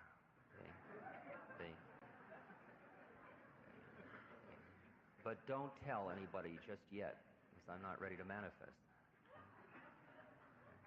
What you find is that behind the physical plane, there are all these other planes in which you have also identities, and they all have more energy connected with them than this one, so when you get into one, it seems more real than this one did, and you get sucked in. And a lot of us, through various ways, have moved into other planes and gotten very much enamored of new identities, and are still as much caught in individual differences as we were before. And the game always is to just keep letting go and letting go. And Maharaji's statement, sub-ek, sub-ek, sub-ek, has been my saving thing. Sub-ek, there's only one. Now you and I can sit around and, like angels on a head of a pin debate, discuss whether the one and the zero are the same thing, and whether the one is an illusion. But for our point of view, from where we start, from the poverty position, from where my work is reassuringly helped a lot by the one. And I remember a dialogue I had with Trungpa in front of some television cameras in Vermont last year, when Trungpa was teaching a seminar on Don Juan, and he said to me, Ram Dass, what do you do about sorcerers? And I said, what sorcerers? I don't see any sorcerers. And he says, don't cop out, what do you do about sorcerers? I said, Trungpa, I don't notice all that stuff. I just notice God. There's all one. It's none of my business. I'm just aiming for the one. Now, he and I have been having a continuing dialogue, which is a very interesting one, about responsibility. And if I can say it clearly, if I deny the sorcerers and deny this physical plane with evil and good, deny the planes of evil and good and individual differences, I am caught in denial for fear of all of this stuff. And I am no less hung up than if I had been totally preoccupied with individual differences and failed to appreciate that behind it all lies the one. And what my growth is that I am growing into being able to assume the responsibility in the realm of individual differences, at the same moment keeping fully aware of the fact that one lies behind it all. And that's where that blend, that, as Trungpa said to me one day, it's a very fine line between accepting the responsibility for individual differences. Like I say to people, and they get very aggravated with me, they say, oh, thank you, you're wonderful, and you've done so much for my life. I said, I don't do anything. I'm just a pawn in the game. And they say, oh, come on, stop kidding me. Now, from where I'm sitting, that's the most real thing I can say. At another level, it is true that I am doing something or other. And if I deny one level and cling to another, I'm still caught. So when people say thank you, I say you're welcome. And when they say you didn't do it, I say you're right. Okay? And you got to live with all that stuff all at once. Right? Now, you begin to notice, as you start to begin to be a connoisseur of the law, of the universe, of the divine law, that nothing seems to be happening by chance anymore. That who you meet in the supermarket, who you meet in the street, isn't random. Who you end up going to bed with isn't random, no matter, even if you've gotten to the philosophy where you think it is. All of it is lawfully working out each individual's karma. And then you say, my God, what a computer system must be behind this. See? I mean, you read in the Hasid literature that not a leaf turns, but that God does not know. You think, far out. A leaf turning? You know, like you sit and the wind blows and the leaves roll by and you think somebody planned all that? Far out. That's total paranoia. Okay? Well, that's what law is. It's total paranoia. I don't mean it... right, okay.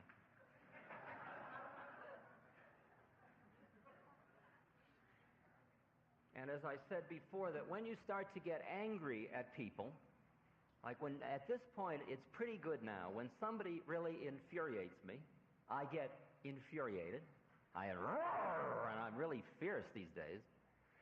And as I'm doing my fierce thing and the adrenaline's pumping and I'm just getting into my I'm going to manifest my, other form, okay, the cosmic humor of the predicament starts to sneak in. Okay, got you again. Okay.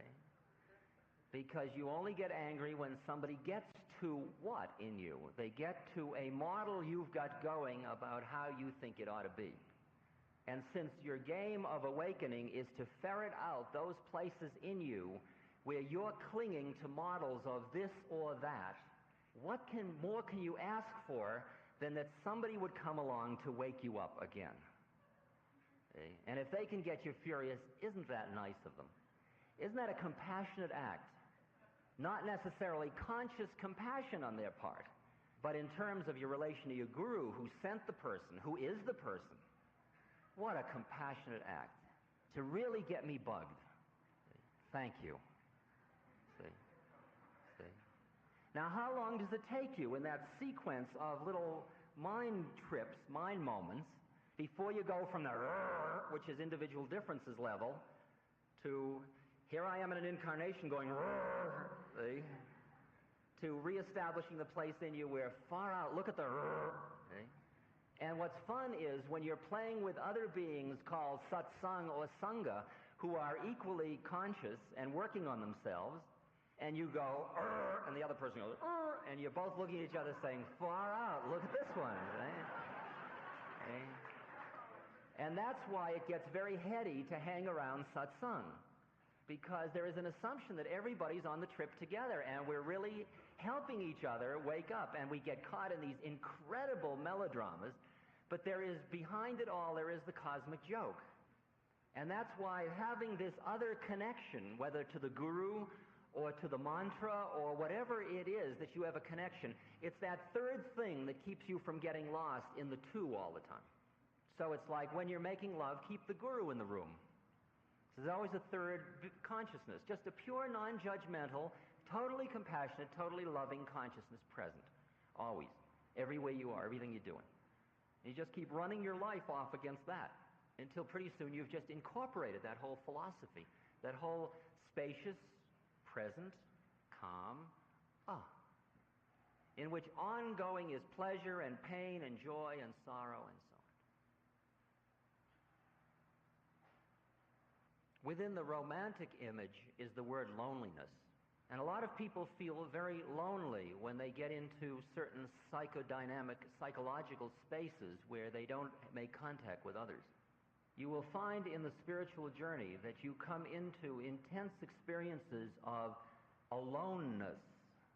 But if you examine them carefully, you will find out that they are very different from loneliness. And that it ends up that we are all alone. We are all alone. And there it begins very early in the game to be the flickering recognition of that all aloneness. We are not alone, my friend, not because there are so many others, but because there are none. It's another kind of aloneness, not loneliness. But again, when we get these certain experiences, we put our old habits of thinking, lay them on them, in order to interpret them in a certain way. I was reading about anger. I just wanted to read you this letter I got from a lovely gal in New York. Here in New York, working on not getting in the way of music, working at being one with it, the whole population is a gigantic, intricate, triumphant, funny, sad work in progress. Downtown on the east side, I saw an angry woman shaking her fist at a truck driver who had cut her off.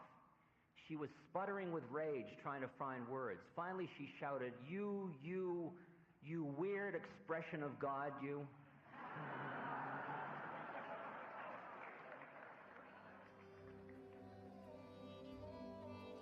This podcast is brought to you by the Love Serve Remember Foundation and ramdas.org.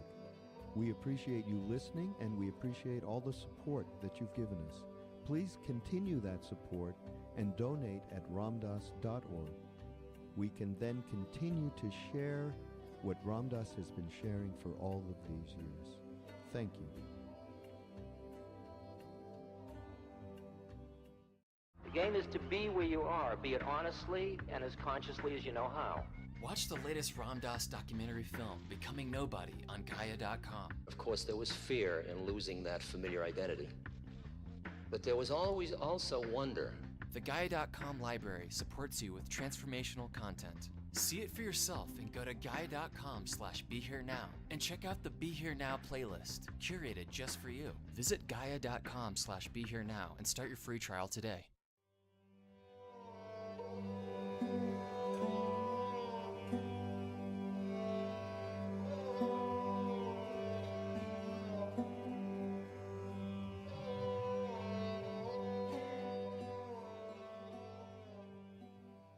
Welcome to Ram Dass Here and Now. I'm Raghu Marcus, and welcome back, everybody, to another episode. Another episode that I'm taking from the Naropa talks that Ram Dass did around the Bhagavad Gita from 1974. And these are available in edited form on ramdas.org. Go into the store. You'll find them. Love, devotion, surrender, something like that, which brings to mind this new, this is a little bit of a, brought to you by our sponsor, which is Love Serve Remember Foundation. We are putting out a new film in our Cultivating series that features Ram Dass and Krishna Das, Sharon Salzberg, K.K. Shah, our very, very close Indian family member and mentor, and it was he who first translated for Ram Dass when that first day that he met him in India, and a little bit of me and Mirabai and Ramesh. It's cultivating intuitive faith and true surrender, and these terms, faith and surrender, are difficult terms to really understand by our Western minds, and KK goes a long way to really elucidate that and enhance our understanding. It's a really great. It's about an hour-long video, and you will be hearing this podcast just before the video, which is going to the release of it is Thursday, February 27th. And so do take advantage. Go to ramdas.org and you'll find a way to navigate over to it. And please, we ask you to continue to support. This film could only have been made as a result of the consistent support we get from everybody. There's quite a large community now that has been growing on ramdas.org, and it's really pleasing to see. And as a result, we are happy to be able to keep putting together these films and webcasts, webinars, books. Everything we're doing is coming to fruition the way that Ram Dass had envisioned it when he, we all agreed to put a website together, 8 years ago, whatever it was, to share, which is what Ram Dass has been about all these years. And so now to this, the reason this film has real connectivity to what Ram Dass is talking about, because you can't talk about devotion and guru without talking about surrender and faith. So I think that it's really a great companion to what he was talking about here. And so some of what the real issue, and it was interesting because he was at Naropa, which is a Buddhist center, and that was when Trungpa Rinpoche, who we've talked about before, of course, was alive. And there was always this not struggle, but back and forth around our tradition, and this which Ram Dass is talking about here, the Bhakti tradition, and of course the Buddhist tradition. So he talked about the tremendous, he used the word struggle, the tremendous struggle going on between the head trippers and the heart trippers. I mean, that's how we've separated it into these two camps. And that would mean, he talks about how we might make fun, us bhaktis might make fun of the Buddhists and talk about their spiritual cynicism, their kind of tough attitude where they're not going to buy into all that emotional crap, these loosey-goosey love and light bhaktis. And then the bhaktis would be, from their point of view, they would be looking at us as, loving hippies, and sloppy, yucky, mushy kind of people. And so he relates this, excuse me, to like it's a mountain, and there are different paths, but we start from this very wide base, which has multitude of paths to get to the top. And you start from wherever you're at. And as you get up the mountain, all these paths start to come together. And at the top, it's very intermingled, and you can't really discern one path being better than another or anything like that. So what he goes on to say, which is pointing to really what this bhakti path is, what devotion is. And it's, he does use it in reference to, the Buddhist viewpoint. And one of the things he points out, though, is it's kind of a funny thing. And he talks about, traveling with, he was once traveling with some of Trungpa's closest students. And they, it was just in the car, and he was listening to them, and they were going on and on and on about all of the beautiful messages they had gotten from Trungpa, the connection with him, the interpersonal contact with him, and it was all spoken in the most loving manner. I mean, they were loving him, and Ram Dass just thought, it just exactly reminds me of sitting around with my guru brothers and sisters and talking about Maharaji like that. So there was a way in which when he pointed that out to them, they said, please don't share that with anybody, okay?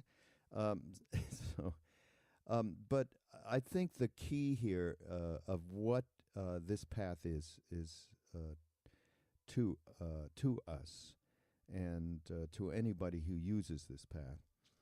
And here's what he says. In order to absorb, you have to be very intensely one-pointed in where you are going. Part of the process that opens you, or that makes the whole thing much, quote-unquote, easier, which is an interesting word here, is an intense love for, quote-unquote, it. And that it is what? Love for the truth, love for God, whatever that represents to you, or love for the guru. It doesn't matter. But the emotional commitment is very intense. What happens there is that you get lost at some point. You get self-identified with the guru. As Ramana Maharshi says, God, guru, and self are one. And they say that in this Kali Yuga, in this age of destruction, very, very difficult times, and just have to open up your laptop and hit Google, and you just, we're overwhelmed by this absolute suffering that is going on at so many different levels in so many different parts of the world, and not to mention our own right here. They say that the easiest way, and that's where this quote-unquote easier that he mentioned back then, is the path of love, and is the repetition of the name, that is the easiest path, as it circumvents, the kind of mind and rationalizations that really can be an impediment. And also can be very useful. I mean, it's interesting because when we were brought into this, I mean, we didn't choose Maharaji. Those of us who went to India and those of us since then who have met Maharaji and have been connected to him, talking about Guru, we were chosen. We were brought into this, and we had no idea. I had no idea of what this was. It was only when I met him. And I had this intense, first of all, intense knowledge, not in my head, in my cells, that this wasn't new. I knew him. I knew him from long time back. I couldn't quantify that in any way. It wasn't like I had a psychic thing happen to me. But there was an intense love that happened. And that's all I wanted. I wanted to be next to that thing. I wanted to be as close as I could be. I wanted to absorb that thing within me. And that's what and I look back in that now, and I had no way of no understanding whatsoever at that time. I just focused that, I just wanted to be there and just absorb it. And at the same time, and not that Maharaji ever said to us, do this or that kind of teaching, but at the same time, we were, and I've said this more than once in these podcasts, how we were drawn to Buddhism, how we were, Vipassana was a basic training ground for many of us, not all of us, but many of us, especially in the early days, for us. And Tibetan Buddhism, we met, again, many of us met well-known, very, very high lamas back then. And through to today, I mean, not to mention His Holiness, the Dalai Lama. So there was a way that we were steered into this path that was, we cohabited both the bhakti path and the path of intellect, which, not that Tibetan Buddhism is that, by the way. I'm just, my reference is only that they have a roadmap that certainly seems as close to understanding what reality is, as, in my own experience, as anything that I've ever come across.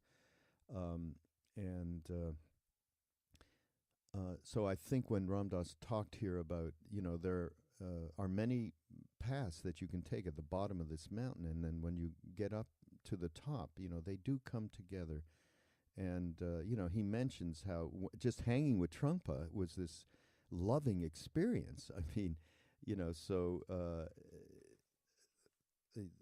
the idea that we get to at the end is succinctly said by Ram Dass.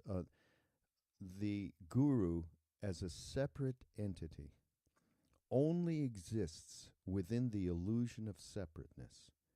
The minute it has worked to awaken us, it ceases to be anything. It's a self-destruct mechanism. In other words, at the point at which you actually merge with God Guru self within, and this isn't like, okay, fun, you're finished, but as soon as you have some grasp of being fully immersed in what that represents, which is love, then, the subject-object starts to fall away, and you have a different experience of life. So I think that's the most important part to realize. This is a method, it's a duality method by which we come to non-duality. And I do agree and believe this wholeheartedly, that it is, the easiest path, the path of love. But it all, the subjective cynicism that Buddhists have, many Buddhists have, that wouldn't, in those days we were laughed at. I mean, we were called lightened lovers. So that, at its worst, it is cynicism that is not useful. At its best, it is discrimination that is useful. So onward and forward, let's hear this. It's a great talk. These talks from Naropa are really some of the finest teachings that Ram Dass gave, certainly back in that day, in the 70s. Again, keep supporting us, though, so we can keep doing this stuff, okay? The donations are easy to find, the donation button on ramdas.org. There's also, maybe not as easy to find, but if you can go through the Amazon portal, and buy stuff through them that you like, then we get a little piece of it, meaning ramdas.org and the foundation. There are books, stores, all sorts of great books to buy and so on. And just, keep interacting. It's a wonderful thing. It really is, and we appreciate everybody here. So here we are, Ram Dass, Here and Now, and Devotion and the Guru from the Naropa Talks. I'd like you to meet the man behind the scenes, because it's really his trip. I am totally a wind-up robot. And you say, oh, now that's a hang-up in your mind, and we'll deal with that. Watch your emotional reactions to all this stuff as you go along. Far out. So what we will do is, after I finish the lecture, we will do arti, which is the light ceremony to the Guru, which we do every day at our homes, our respective puja tables at homes. And I'll translate it for you, and then we'll do it for you. And at that time, we will be offering, as we talked about sacrifice or offering, we will be offering food, which then becomes prasad, or consecrated food, through the process of offering it. And the food that we are offering is a huge vat of halva, which it's Indian halva. It's very nice, and it was made with much love, and it has a huge Hindi Ram written on it in raisins. And it was made for you, for the Guru. It'll be offered to the Guru, and then it'll be taken to the door, and as you leave, you will be given some prasad from this experience, okay? When you receive it, it might just help, since you might as well learn the Hindu traditions and play it. You know, you ought to be flexible enough to be a Buddhist on Monday, Wednesday, and Friday, and a Hindu on Tuesday, Thursday, and Sunday. Okay? So when you are being a Hindu and you take food, the way to receive prasad is you hold your hands like this with your right hand on top, and a little of the food is put in your hand. You don't reach for it, you don't take it, it's given to you, right? And you don't take it with your left hand. Okay?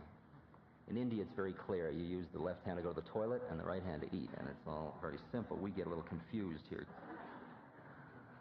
After the arti, the light ceremony, then we will continue with the slide presentation, and during the time we're showing you slides Rameshwar Das has prepared of Maharaji. I'm just going to give you little stories about him and little one-liners of what he said, and just convey to you a little bit so that you can visit with him. It's just visiting another being. You might not have a chance to go to India, and if you did, he's left his body, so it would be difficult. So we're bringing him here through technology. The technology of the heart. The reason we have to go to these lengths, if you will, is because the quality of bhakti or devotion is really not something that we can sit down and intellectually figure out. It is something that has to do with the heart, and there's a little absurdity about talking about heart trips. There's something that one feels or one experiences in a realm that is not necessarily conceptual. So that I haven't made this series of lectures very, very much talking about devotion and love, because I thought rather than talk about it, we just let it sneak in on us through the kirtan, through the singing, through the mala, the mantra of opening the heart, through just being together in love, and let it all happen to us individually. Because that is the spirit of the Bhagavad Gita. The Bhagavad Gita is concerned with service and with wisdom, the higher wisdom, but it is all ultimately in the Gita in a context of devotion. And chapter 12 is in a way the love focus of that particular bhakti quality of the Gita. But if you reflect on the way Arjuna is taken through the sequence by Krishna, you realize that at some point Krishna says to Arjuna, "It is because of your love that I'm allowing you to hear all this and see all this." And the vision that is bestowed upon Arjuna, which is an incredible grace to have that vision, the vision of the cosmic forms, the vision to open the third eye to see without looking, and the awesome and, in a way, horrible or awful nature of the vision, that was only bestowed on Arjuna because of his love, really, and his devotion, and the purity of his relationship to Krishna. And if you trace the sequence in the Gita, you see that there is a certain, what we call lower knowledge, lower gyan, which led to a certain kind of faith, because faith is sort of the lower mind having the faith in the possibility that it all is something else, which is what the higher mind knows, but the lower mind doesn't. And that faith leads you to purification, which we talked about last time. And that purification, as you quiet down, you start to open a bit, and that allows you to have some visions or some direct, immediate experiences, which leads you to a deeper kind of awe and devotion to it all, and finally to the higher wisdom, which is the wisdom of the Brahman and the wisdom of the Purushatma in relation to the Brahman. And oftentimes, I think that you may feel, especially as you are at Naropa, that there is a tremendous struggle going on between the head trippers and the heart trippers, between the Gyanis and the Bhaktis, between the people that say, be cynical, be tough, be cold, don't buy all that emotional crap, and the people that are saying, love. Drown in the ocean of my love. It's okay. And it all looks sloppy and mushy and yuck, and the intellect looks so clean and tight, you know. But you've got to see that it's very much like a mountain, and that the different paths start from different parts of this very wide base of the mountain, and you start from where you're at. And then as you get up the mountain, these all things start to come together. And really near the top, it all becomes very, very, very intermingled. So that if in a advanced class or a weak moment, it couldn't be a weak moment, in an advanced class, you would get Trungpa, for example, to start to reminisce about his relations to his gurus, or talk about the devotional quality of Buddhism. You would begin to sense a lot of these qualities which he uses words that are much different. He uses, I mean, the most emotional word he gets are things like warmth, see? Because he's being very cool. But when I'm with him, I feel this incredible, loving, devotional being. Although I don't think that's his particular ray.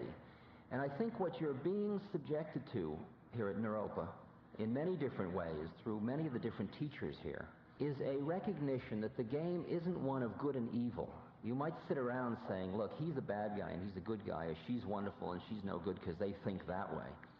But as you get more sophisticated, you begin to recognize that as you go down the mountain, there are beings along the way down the mountain that are there to guide you, or that are vehicles of guidance, whether they think they are or not.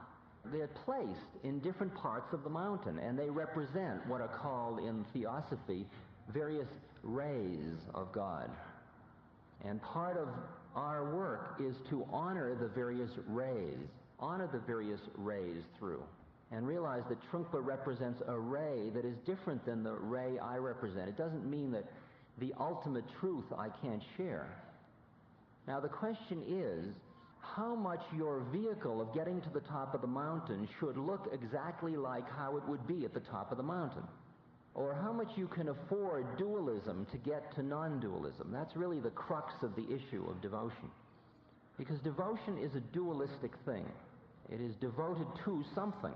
And if you're going to have to give up subject-object distinctions, wouldn't it be better not to get stuck in them in the beginning? That's really the general way that the thought sequence goes. Well, the predicament is this, that in order to absorb the wisdom through this direct experience, you have to be very, very intensely one-pointed in where you're going. And part of the lubrication that greases the process, or that opens you, or that makes the whole thing much easier, is an intense love for it. Whether you call it a love for truth, or a love for God, or a love for Guru, it doesn't matter. But the emotional commitment is very intense. Recently I was with some very advanced students of Trungpa's up in Washington State. They are sort of people who head these kinds of things we're into now. Not these particular ones, but. And we were driving back in a car from somewhere, and I was sitting there, and they always kid me a lot about me being this kind of slushy, devotional bhakti.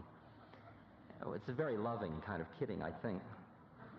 And at least it is the way I'm receiving it. If it's not the way they're sending it, that would be their problem, of course.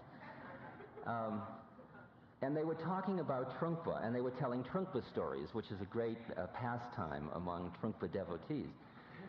And as I was sitting there in the car listening, I suddenly couldn't distinguish between this and sitting in India telling stories about Maharaji. It had that same total love and adulation, and you know what he did then? And then he danced around the stupa, and they're describing how he danced and what it looked like, and I turned around and I said, you know, you're nothing but a group of sloppy bhaktis. I can't stand you, you know. And they said to me, well, don't tell anybody. So I, of course, am doing that specifically right now.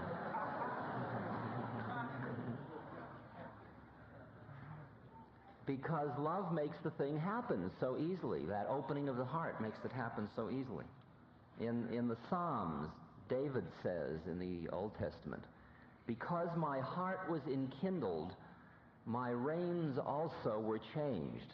And in that horse image, that chariot image in the Gita, where the reins are the mind, and applying that, when my heart was opened, that made it easier for my mind to change. And that's really what the whole issue of devotion is a way of making it very easy to turn your heart to turn your mind in a certain direction. And at different times in the Gita, Krishna says one thing is higher than another, but in general, the devotional quality of whatever you're doing adds to what you're doing. And the whole business about dualism and non-dualism is, if you use a method that is dualistic, and use it with as much wisdom as you have, I can know perfectly well, as you will see in my talking about my guru, that that's not what it's about. But that's an absolutely first-rate vehicle through. And even though he knows and I know, and he knows I know and I know he knows I know he knows I know, still it's okay. The method works. And then as the method works, you go beyond method and the whole thing falls away. But it has to fall away. The minute you push your heart away because you think it's too shoddy as a vehicle, it's going to cling. You're going to have a turned-off heart, and it won't work. The game won't work so well. Because head tripping will only take you so far, and then you become like sort of parched, dry leaves. And Krishna says in the Gita, it's very, very difficult to go the route of merely identifying with the unmanifest, which is the way of Zen. It's the shunyata, the way of just letting go of everything, know where to stand. It's a very difficult way. It's known as the path that has no railing, the high path that has no railing. It's like going straight up the mountain with no hand railing. And if you can do it, do it. If you can be it, be it.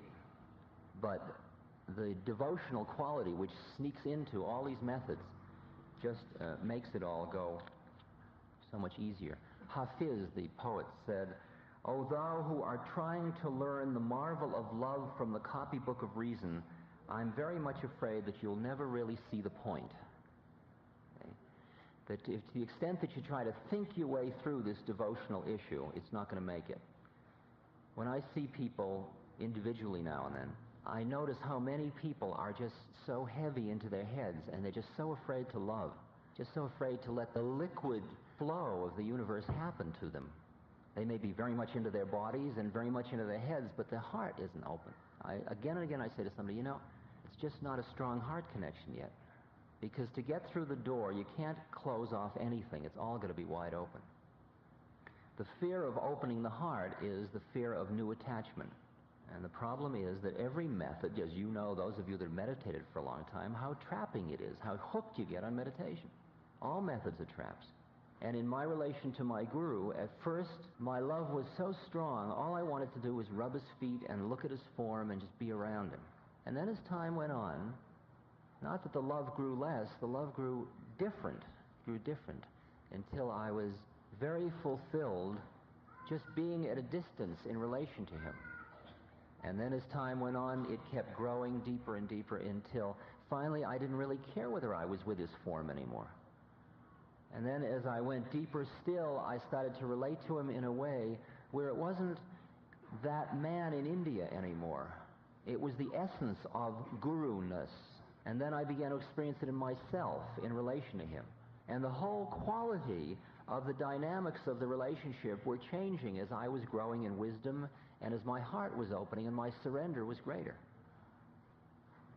The way I've kidded about it is I worshipped his form until I suddenly realized that that was just the doorpost and I was just rubbing the doorpost. I've told you this. I was just worshiping doorposts and saying my doorpost is better than yours doorpost. And I saw that was merely the door jamb, and you looked through, and you kept looking through, and each surrender led you in and in and in. And it was a method that took you right back to yourself and to beyond form. And a lot of the qualities of renunciation or intellectual discriminations that are really difficult when you're trying to do them in a rajasic, I can do it type way, In the presence of love, they're incredibly easy.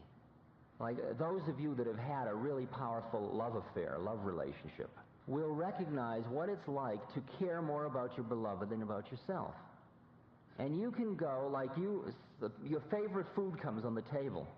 Can you imagine getting to the point where your main concern is that the other person have enough of it, and that you're fulfilled that they should eat it? When you have a child, that's the kind of experience you get. Okay? And somebody says, aren't you self-effacing? Aren't you sacrificing to your child? But it isn't sacrifice, it's joy. And all austerities with a dry heart are really heavy. With love, they become like, oh yeah, wow, I'll do this for my lover. Do this for my beloved. I'll give this up.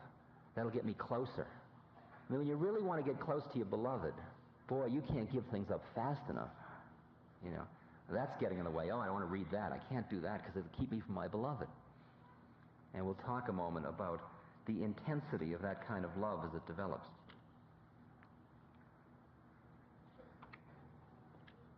One of the factors in enlightenment in Southern Buddhism is rapture. And rapture has that quality of the flow of feeling. And it's a factor for enlightenment. It's a helpful factor for enlightenment. And so the method we're talking about is bhakti yoga, the yoga of devotion, the yoga of the heart, the yoga of love, of loving openness to God, to Guru, to self, to God and other beings. The quality of love, as described by Mayor Baba, this is one of the most beautiful quotes that I've read. It says, love has to spring spontaneously from within. It's in no way amenable to any form of inner or outer force. Love and coercion can never go together. But though love cannot be forced on anyone, it can be awakened in him through love itself. Love is essentially self-communicative. Those who do not have it catch it from those who have it. True love is unconquerable and irresistible, and it goes on gathering power and spreading itself until eventually it transforms everyone whom it touches. This was the message of Christ. A being becomes love, and everything they touch is loved, is in the aura of love. And it's so interesting, the thing about it not being amenable to force. Out of the best intentions, it still doesn't work. I can sit with somebody and I can see that their heart is closed, and I want to say to them, open your heart. Okay? You ought to love more. And I say, what are you feeling? And the person says, nothing. Okay? And then I try. I say, tell me about this and that. And then, what are you feeling? Nothing. Because I'm trying to coerce that person into opening their heart. When I finally stop trying so hard, and I just hang out and I just love them enough, just be here in love, after a while, the person says, I don't feel anything, and then they'll get up and they say, can I hug you? Why do you want to hug me if you don't feel anything? I don't know. Thomas Merton said, if you have love, you will do all things well.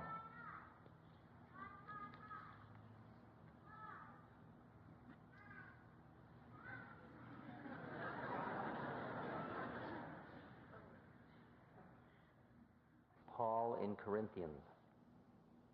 Love suffereth long, and is kind. Love envieth not. Love vaunteth not itself, is not puffed up, does not behave itself unseemly, seeketh not its own, is not provoked, taketh not account of evil, rejoiceth not in unrighteousness, but rejoiceth with the truth, beareth all things, believeth all things, hope all things, endure all things. Love never faileth. Every now and then in these lectures, I've dropped the line, but I've let it pass because it's a little far out without this course going on for quite a bit longer. The line, suffering is grace. And it's very hard for people to hear that. Suffering is grace. That when you've got all your troubles, all your sorrows, all your difficulties, all your weighty sufferings, which everybody has, that is grace that's been given to you. And that's far out because it sounds so Pollyanna-ish or so masochistic or something. And it's only in this space of love that starts to make sense. Otherwise, it won't make sense to you ever. Reason will never allow you to understand the concept of suffering as grace. But the love that Paul's talking about is not romantic love. It isn't the level of I love so-and-so for their personality. It isn't that kind of love. It's what's called conscious love or Christ love. It's not possessive love. It's a place where you meet another being in your heart of hearts. It's not a needful, neurotic kind of thing. It has a quality of freedom connected with it, which most people don't associate love with. They associate love with an intense, possessive quality. C.S. Lewis in Paralandra has conveyed that quality a little bit. He says, "Love me, my brothers, for I am infinitely superfluous. And your love shall be like his," meaning God, "born neither of your need nor of my deserving, but just bounty, plain bounty." The love, like the Aditya mantra, shines on everything independent of whether it is lovable or not. You don't just sit and judge whether you can afford to love the thing. It's just much easier to love everything. Just put it on everybody.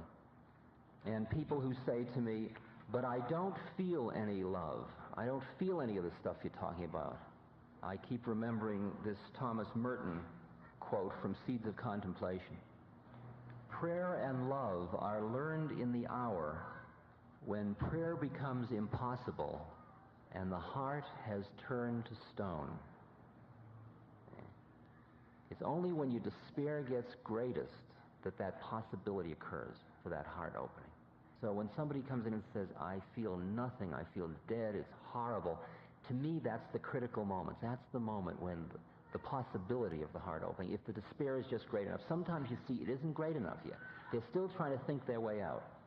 And I'd usually say, go away and suffer some more and come back in about a year. You know, you haven't suffered enough. Go suffer some more. People don't think that's compassionate. In our tradition of Ram, the statement is, Ram likes love only. A man who is able to know this can know. And out of traditions that we are familiar with, thou shalt love the Lord thy God with all thy heart, with all thy soul, with all thy mind, with all thy strength. You take a line like that, which you've all heard thousands of times, you start to consider, could it possibly mean anything? Is it just a hype done by hypey people trying to control people for their own power trips? Or could it possibly be talking about something that I could open to? The history of devotional yoga is loaded with examples of intensity of love, where the love gets so powerful. Meher Baba spent a lot of time going around washing mosques. Mosques are what are called God intoxicants. In this country, they would be put in mental hospitals and be considered psychotic. But there are some very clear distinctions. It's not that they are so much in the world that they're all screwed up about it because of their anxiety. It's because their fifth chakra is open and they've turned inward towards God and they couldn't care less about their body, about the social scene. It's just all fallen away. They can't keep it together. They don't remember their zip code. And Meher Baba used to go around and wash these mosques, give them baths, and keep them in ashrams and build places for them. These people that nobody else wanted to go near because they were just so crazy and flipped out. And we talked one night when a fellow was here, we talked about people who are going through stages where it's easy for you when they inconvenience you to say, well, that person's neurotic and I wish the hell they'd get out of the way. But there is another recognition which comes with your own quieting where you honor the fact that somebody is going through some very profound spiritual awakenings, and that at that point they must be treated with a lot of love and compassion. And what we need is more ashrams of what is Trungpa starting with Maitreya, that kind of quality of place which is a total care scene for people who are going through these transformations, but with spiritual consciousness behind them. Ramakrishna said, "Cry unto the Lord with a longing and yearning heart, and then you shall see him."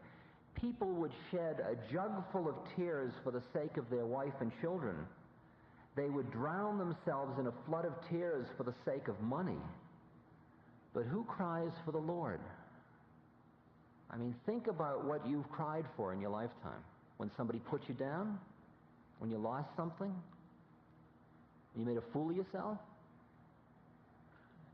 And these moths, when this thing happens, this intense love, it's also referred to in the Bible, in Isaiah, when he's talking about these beings, and he says, "They are drunken, but not with wine. They stagger, but not with strong drink."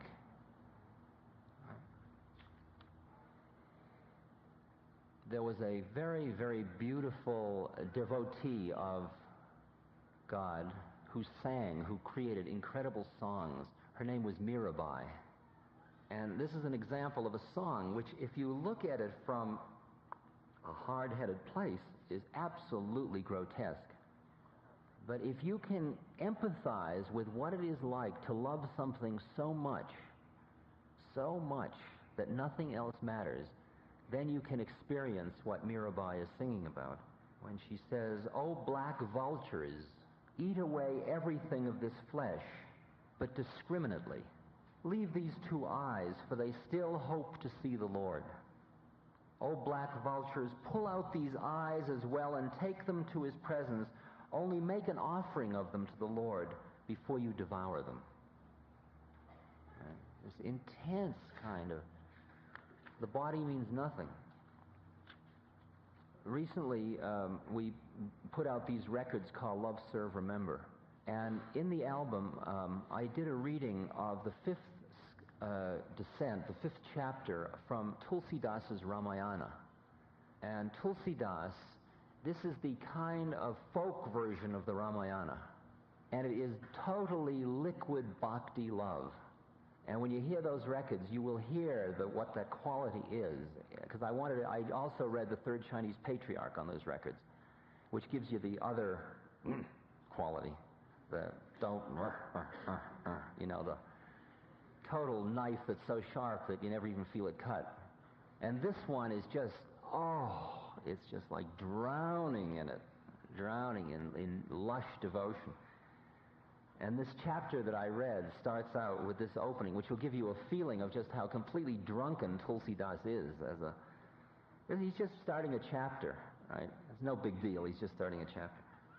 And he's talking about Ram. He says, "I adore the Lord of the universe, bearing the name of Rama, the chief of Raghu's line and the crest jewel of kings, the mine of compassion, the dispeller of all sins, appearing in human form through his Maya, deluding potency, the greatest of all gods, knowable through Vedanta, constantly worshipped by Brahma, the creator, Shiva, Sesha, the bestower of supreme peace in the form of final beatitude, placid, eternal, beyond the ordinary means of cognition, sinless and all-pervading.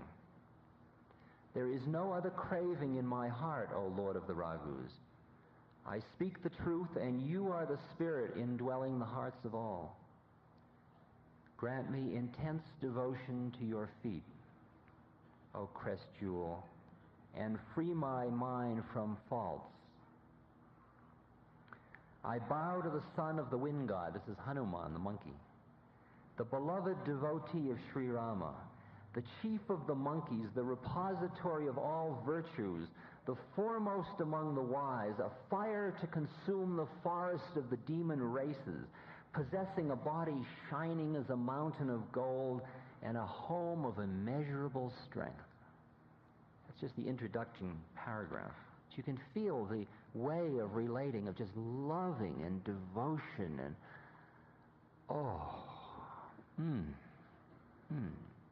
just like sitting around and just like savoring your favorite food and your fantasies. Oh, yes. That kind of love, that kind of intensity of love. Now, how is all this love and devotion directed as a useful technique of sadhana? Like, who do you love? You love your cat? You love yourself? What do you love of yourself? You love your guru? What part of your guru do you love? And what traditionally has been useful is either that one connects to the concept of a supreme, such as the Lord God, or Purushatma, or Ram, Krishna, or that you find some form on the physical plane that you can love through. You can use as a doorway through your love to go through it. And that is what the technique of Guru Kripa is about. Guru grace, Guru blessing, the method of the Guru. And that is my method. I was recently asked to review a book, and it was a book by some social scientists about some primitive phenomena, in which case they were assessing the Guru. And they lost me with this paragraph.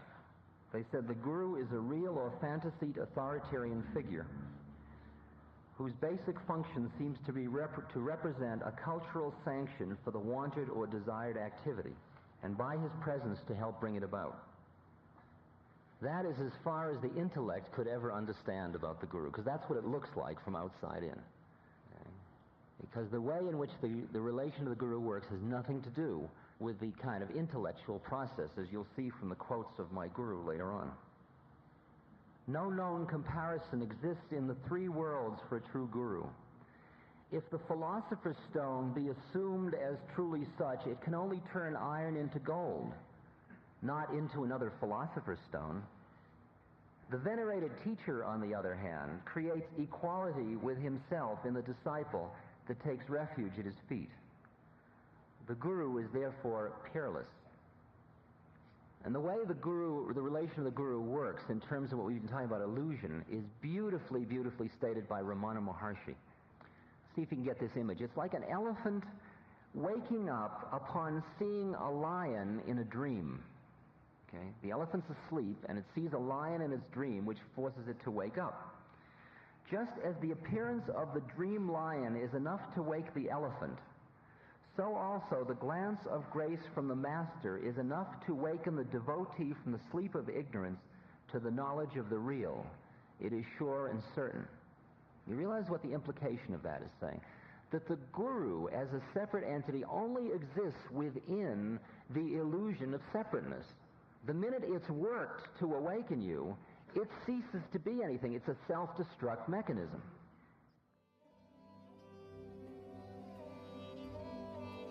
This podcast is brought to you by the Love Serve Remember Foundation and ramdas.org. We appreciate you listening, and we appreciate all the support that you've given us. Please continue that support and donate at ramdas.org.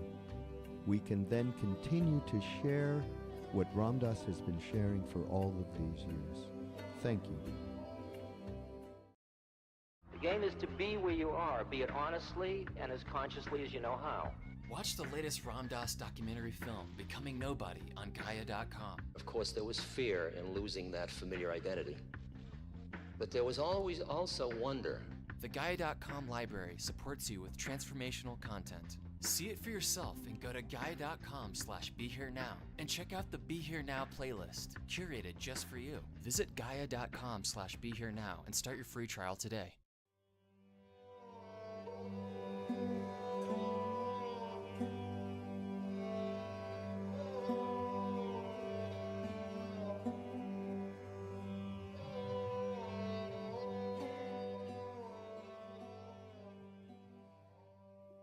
Welcome back to Ram Dass Here and Now. I'm Raghu Marcus, and today I have a talk that Ram Dass gave interestingly enough, in 1996, in August, which was not long before he had that very devastating stroke, which of course he's come out of incredibly, to continue teaching over many years since then, 15, 16 years, something like that. And as you all know, he's doing just fine, living on Maui and doing retreats and continuing to teach. But this lecture was, it's called Invite Not the Future. And again, it's something that's come out of our media library, which we've been digitizing, working on diligently digitizing all of this 45 years of media, audio and video. And I just happened to find this. I thought, well, that's an interesting thing. Invite Not the Future. I had no idea what he was talking about. And what he is talking about is around anticipating future suffering and how you can turn that into something that enriches the present moment. And, for many of us who are listening, not me, because I'm already anticipating a shorter span of life left. So, but for many of us who are listening, this isn't something that is too present in our lives. I mean, if you're 20, 30, 40, even just going on 50, it's not something you're going to be thinking about. But that's why I love this talk, because it really gives suggestions as to why it might be important to really encounter the potential, which most of us will go through. Illness, old age, suffering is endemic to our existence on Earth. So it's a great talk. But before I get into it, and before I forget, because we really appreciate everybody who supports what we're doing here through ramdas.org and Love Serve Remember Foundation, I do want to let everybody know that there's a great, we're having a retreat coming up in April in Maui with Ram Dass and Sharon Salzberg and Jai Utah. And we're going to stream from there these talks and Dharma talks and so on. And you can go up to ramdas.org and take a look at how you can join and take part. And that date will be 11, 12, and 13th of April. And it's free. Of course, we always ask everybody to support us being able to continue to do this so that more people can share, which is what Ram Dass has been all about all these years. And at the same time, just to promote a couple of other things, the new Cultivating movie was put out about 10 days ago, Cultivating Intuitive Faith and True Surrender, and it features Ram Dass and Sharon and Krishna Das, and I tell a little story in there myself. But the star of the show is K.K. Shah, Ram Dass's the first translator, Indian brother, K.K. Shah, when he first met Maharaji, and he really starts a great dialogue about especially around what surrender really is. So that's a great thing. Go to ramdas.org and you can navigate over to that, and that's also streams for free.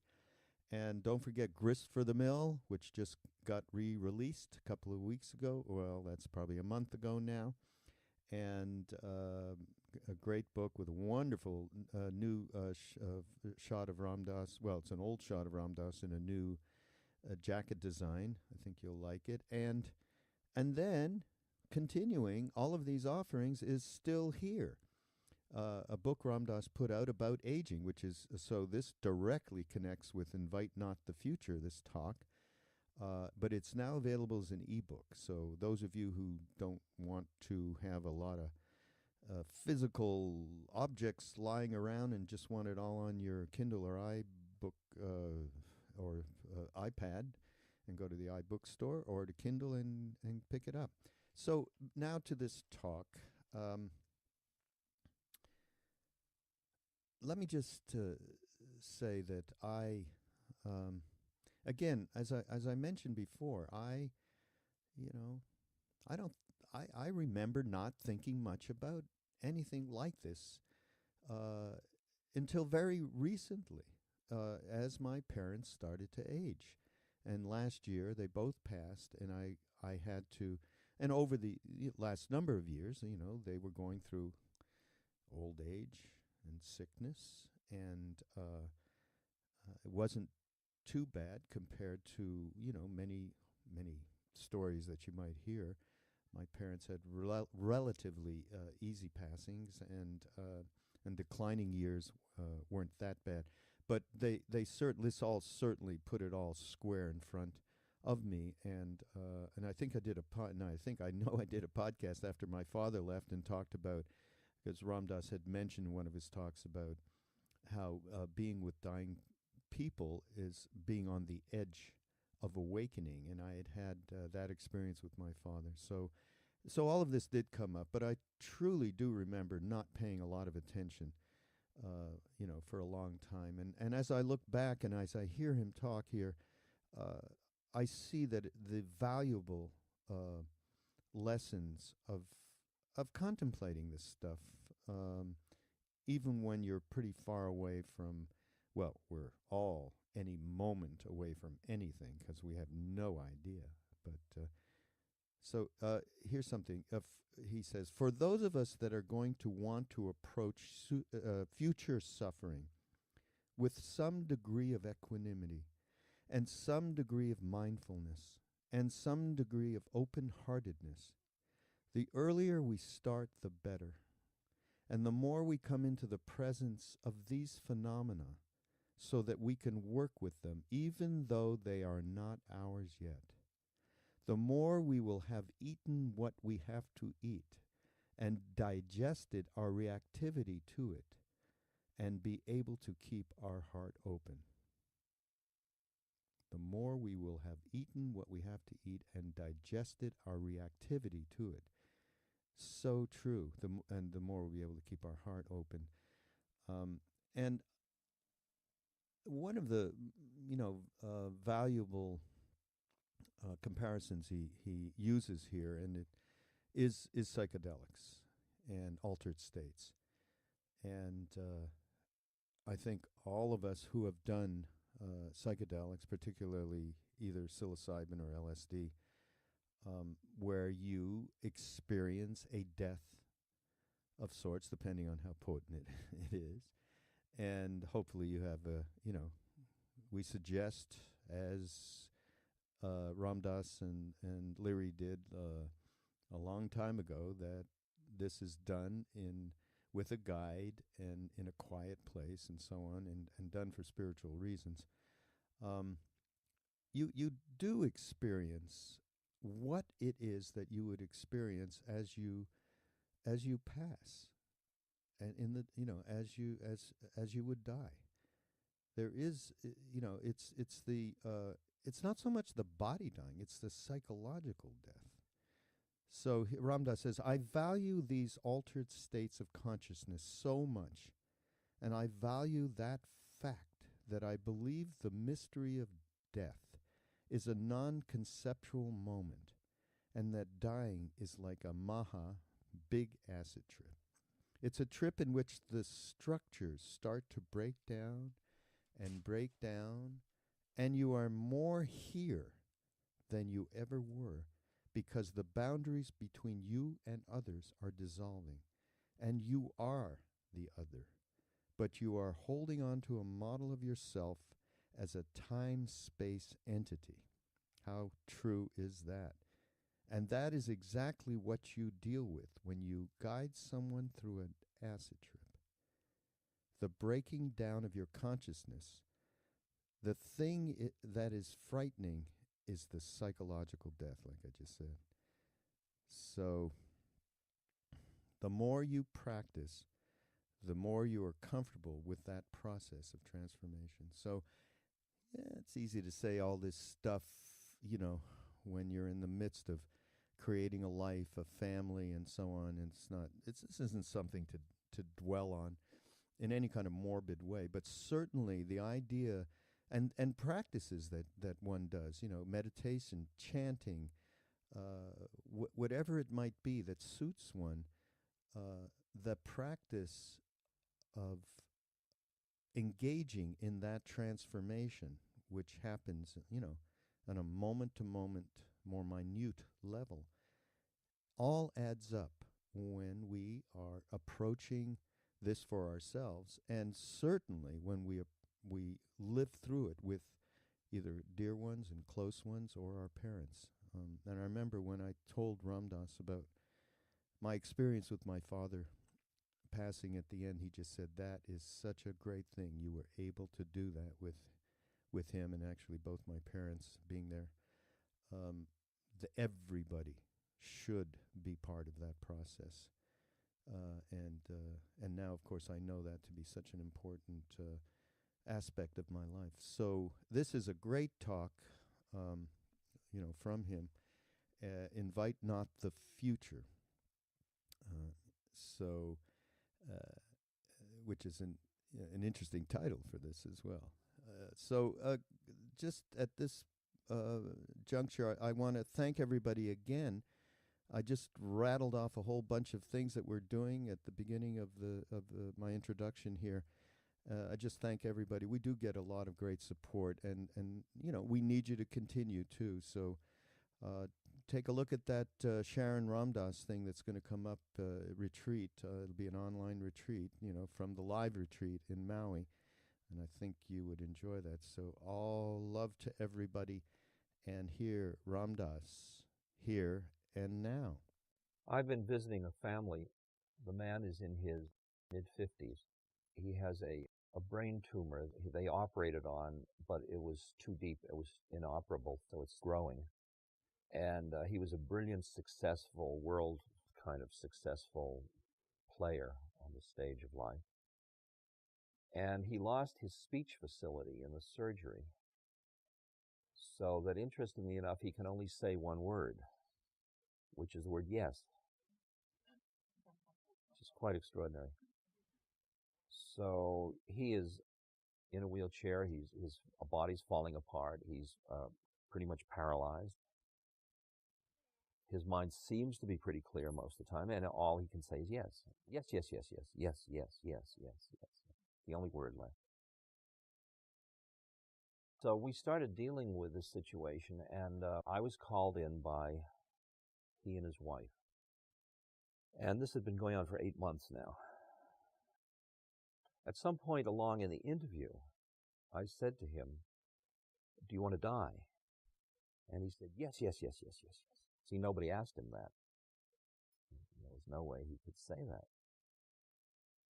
And I said, "Do you want to die now?" And he said, "Yes," but it was not the same yes, yes, yes, yes. That was a while back. So then, more recently, it was not only yes, yes, yes, yes, but "Do you want to die now?" Yes, yes, yes, yes. Now, the family is a very liberal family in which people have a right to their own individual choices about what to do with their own consciousness and their lives. But the predicament is that he was part of a family. And then the question comes, and they weren't ready for him to die. I mean, he was going to die naturally anyway, but they weren't ready for him to die. But he had been so successful in his world that to stop all that, he couldn't now be this new person who could only say yes and sitting in this chair. In other words, he'd rather die than give up his model. I mean, it's like the captain going down with a sinking ship. To hold on to the myth that captains go down with a sinking ship, he would get down. And so what his family recognized, this was his willfulness that wanted to die. And they wanted to honor this. And at the same moment, emotionally, they felt starved and hungry and that it hadn't finished yet. Can you hear the issue? So finally, it was agreed that he wait a month because the daughter was going on a trip And she wanted, I mean, this was bizarre in one way, you know, that here's a person deciding whether he'll die, and she says, well, I made my plans a long time ago to go on this trip, and I'd really appreciate it if you'd wait till I got back, and I'd like you to promise me you'll wait till you get back. This was a very interesting dynamic to deal with about what is one's commitment to a family, and how much can you make unilateral decisions, you know? Is it the individual overall, or is the web and the extended family part of where collective decision-making comes from, you know? It's a very interesting issue. And we all struggled with it together. And he decided to wait the month. And in the next conversation, I talked to him and I said, is it possible? I said to him, when he decided to wait the month, I said, now, could I suggest there are two ways you could look at this month, as waiting for the month to be over, or you could live life for the month, you know, and see what's in it now with just who you are, you know, kind of get some quality out of it, you know. And I don't think he was prepared to do that. And I think it's really hard to see somebody choosing to end their life for an ego reason that feels like they could do more, or that they could. And then the question, of course, is there any reason one ends his life other than an ego reason? I think that's an interesting question.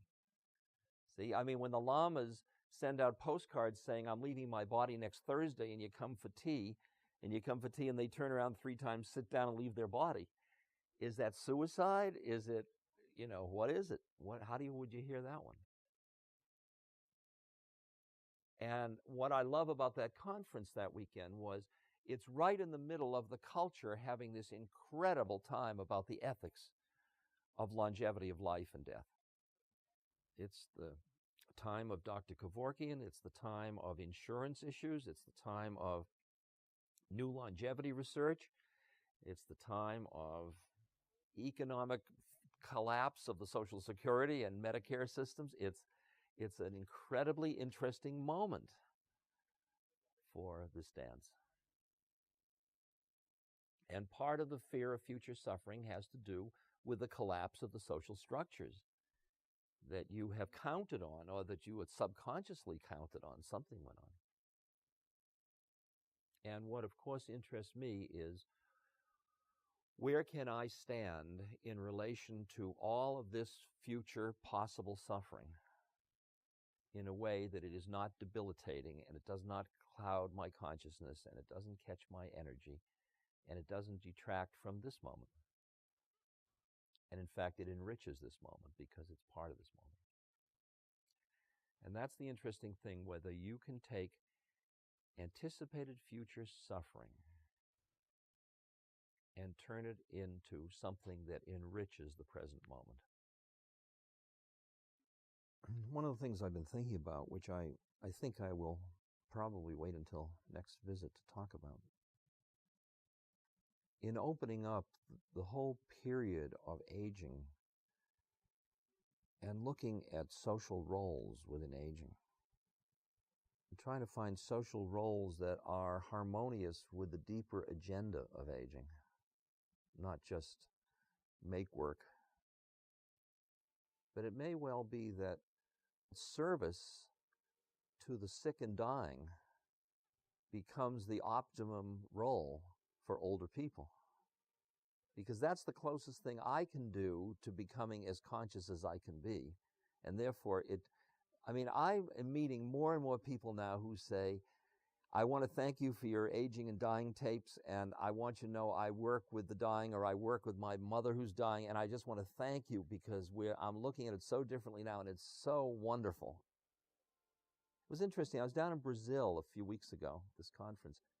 There was one comment I made in my lecture, which I made just in passing because it wasn't really that right audience to say it, but it just came out. I said, it's interesting when you stop just doing narrow practices and realize that your karma is your dharma. And that line went into the consciousness of that group. and flipped the way they saw their lives.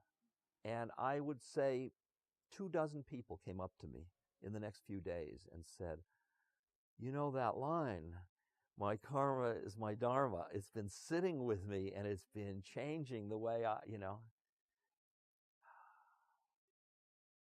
And what I see now is that for those of us that are going to want to approach future suffering with some degree of equanimity and some degree of mindfulness and some degree of open-heartedness,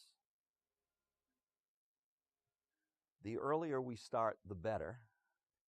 And the more we come into the presence of these phenomena so that we can work with them even though they're not ours yet, the more we will have eaten what we have to eat, digested our reactivity to it, and be able to keep our heart open in hell. Because I was thinking about older people and younger people, because the usual myth in the culture is, well, older people are the elders and they should teach the young. But the young don't want to know what the old know, because the old don't know the latest thing that you can only get with, so many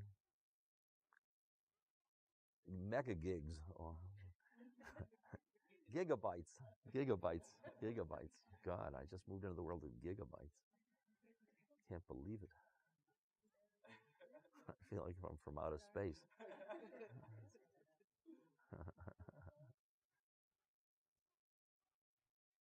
So that intergenerational business, I think it's nice, and I certainly want to encourage it, but I don't think it fits in a non-traditional society too easily.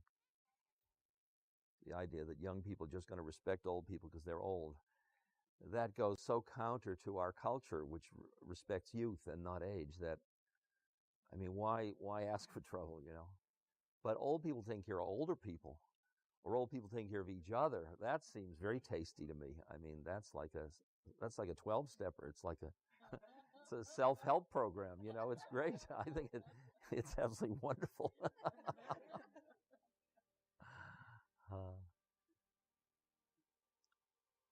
And you get another old person, you can practice being dependent. How abhorrent you can depend on each other. That would be fun. There are all kinds of wonderful games you can play. See, I know I'm on the edge of being able to turn aging into something really incredibly interesting. But in order to do that, we have to extricate ourselves from the cultural stuff that is so thick in our habit structures and the way our minds work. It is a real stinker to extricate yourself clearly enough to see how you've been had. It's just so deep in all of us. And because I value these altered states of consciousness so much, and I value the fact that I believe the mystery of death is a non-conceptual moment, and that dying is a little bit like a Maha acid trip.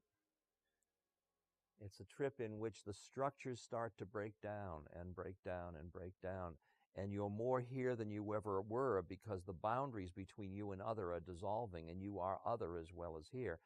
But you're holding on to a model of yourself as a time-space entity. And that is exactly what you deal with when you guide somebody through an acid trip. The breaking down of their consciousness. And that's what the whole idea was of psychological death before physical death. Because the thing that is frightening is the psychological death. It's interesting. It really is interesting.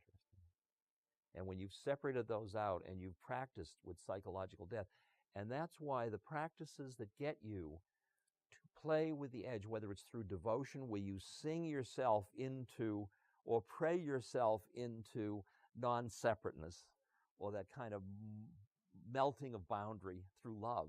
You love your way into the universe. Or you mind your way in by jnana yoga, by using the mind to beat the mind, by like a koan that forces you beyond your thinking mind or something like that. Whatever those techniques are, the more you practice them, the more you are comfortable with that process of transformation. Tim, about 10 years ago, said an interesting thing. Somebody was asking him about his psychedelic journeys. He says, I die so hard each time. And it's interesting because I think he didn't die hard. He didn't really die hard. He was a diehard, not dying hard. What I'm saying is that when you're 50 or 60 or 70 now in this culture, you are dealing with a future that has a high likelihood that it will face you with things which, because of your either past memories or past experience, you suspect may be so thick that they'll catch you. Like being caught in boredom, being caught in chronic illness or pain, continuous pain, being caught in the fear of dying, being caught in the fear of dependency, being caught in dependency, being caught in living alone when you want to live with others, or living with others when you wish you were living alone, or somehow caught, and that you won't have control, loss of control. These fears control people's lives as they get beyond the middle of them and start to move in. And how we deal with them primarily is through denial. We don't think about them. We don't want to think about them. We keep ourselves distant from them. We even distance ourselves from aging people in the culture by, for their own good, setting up places for them there instead of here, you know. I mean, it's all fascinating to watch that whole thing. So the thing is, the business of what does it mean to fold the future into the present so you're fully in the present is to open to and embrace these and acknowledge this, that yes, this is possible, and actually vicariously run it through if you can, until you can be fully present with it instead of try to be present in spite of it.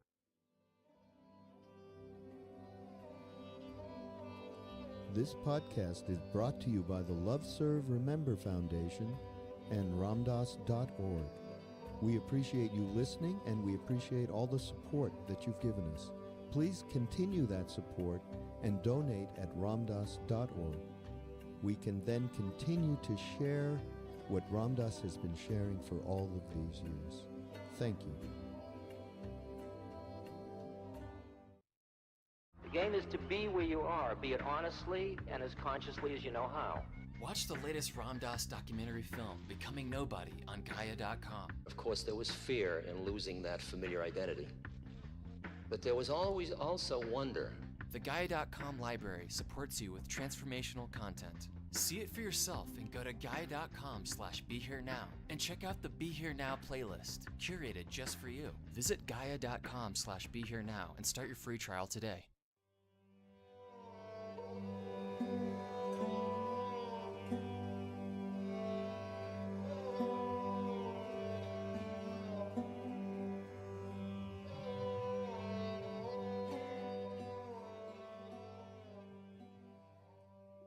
Hi, welcome back to Ram Dass Here and Now. I'm Raghu Marcus.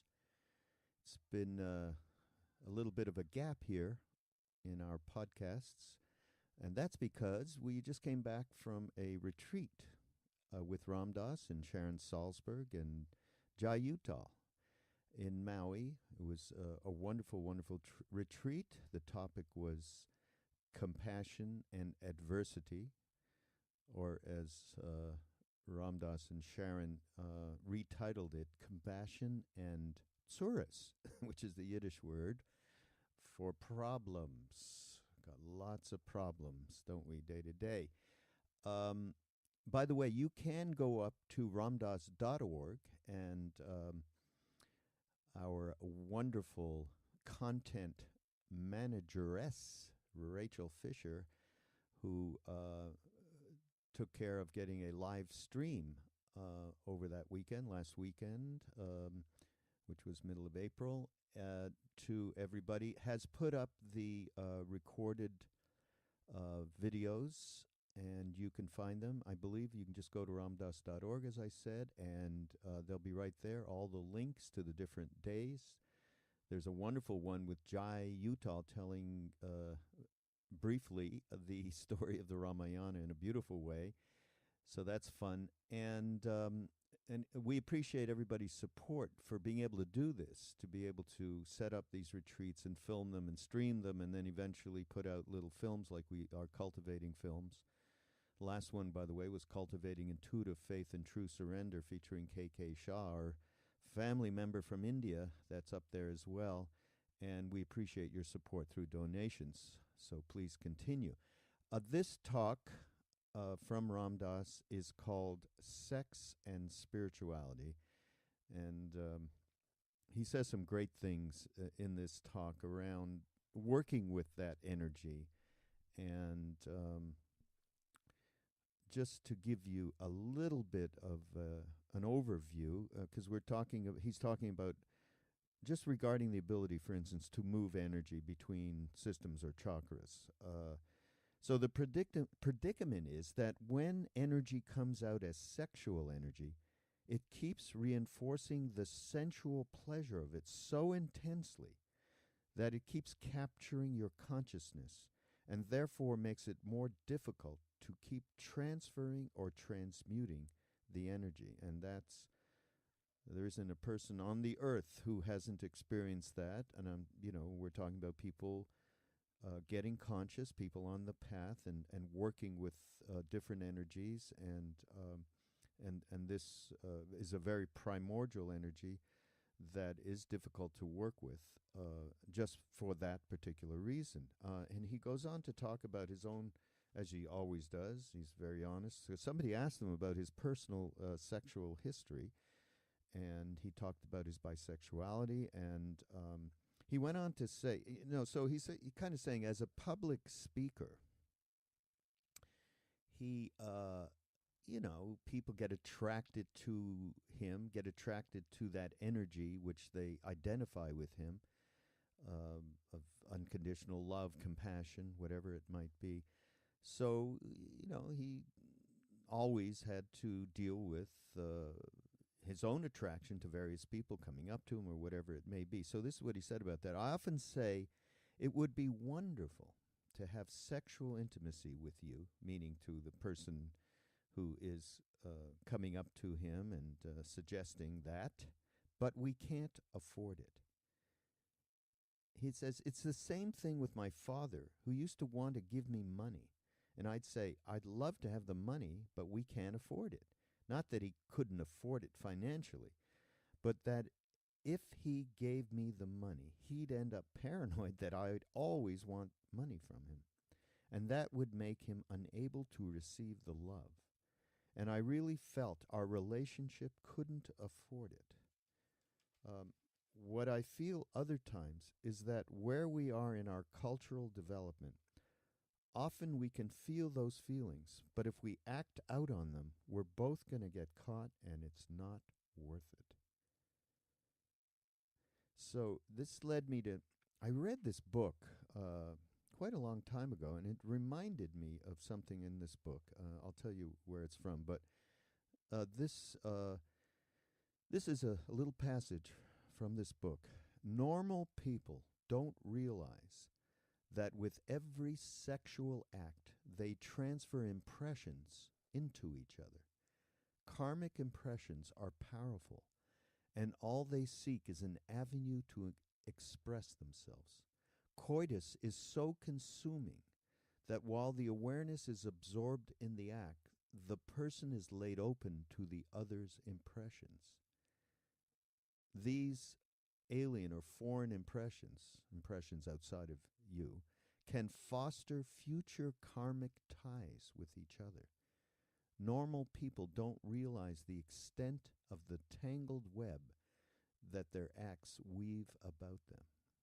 I mean, an amazing statement. I remember reading it way back when and thinking about all of my own picadillos, is a word, and unthinking and unconscious getting together. Obviously when you're young, you never think of shit like this. You just don't. And of course, as time goes on and you start to see the entanglements that one does create in relationships through sexual intimacy, these things start to, the awareness starts to rise around them. This is from a book called Kali's Odiya, Odiyya. It's a shaman's true story of initiation.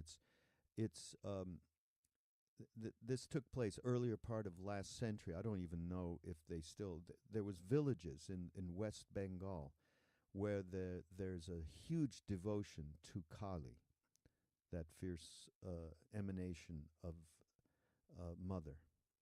And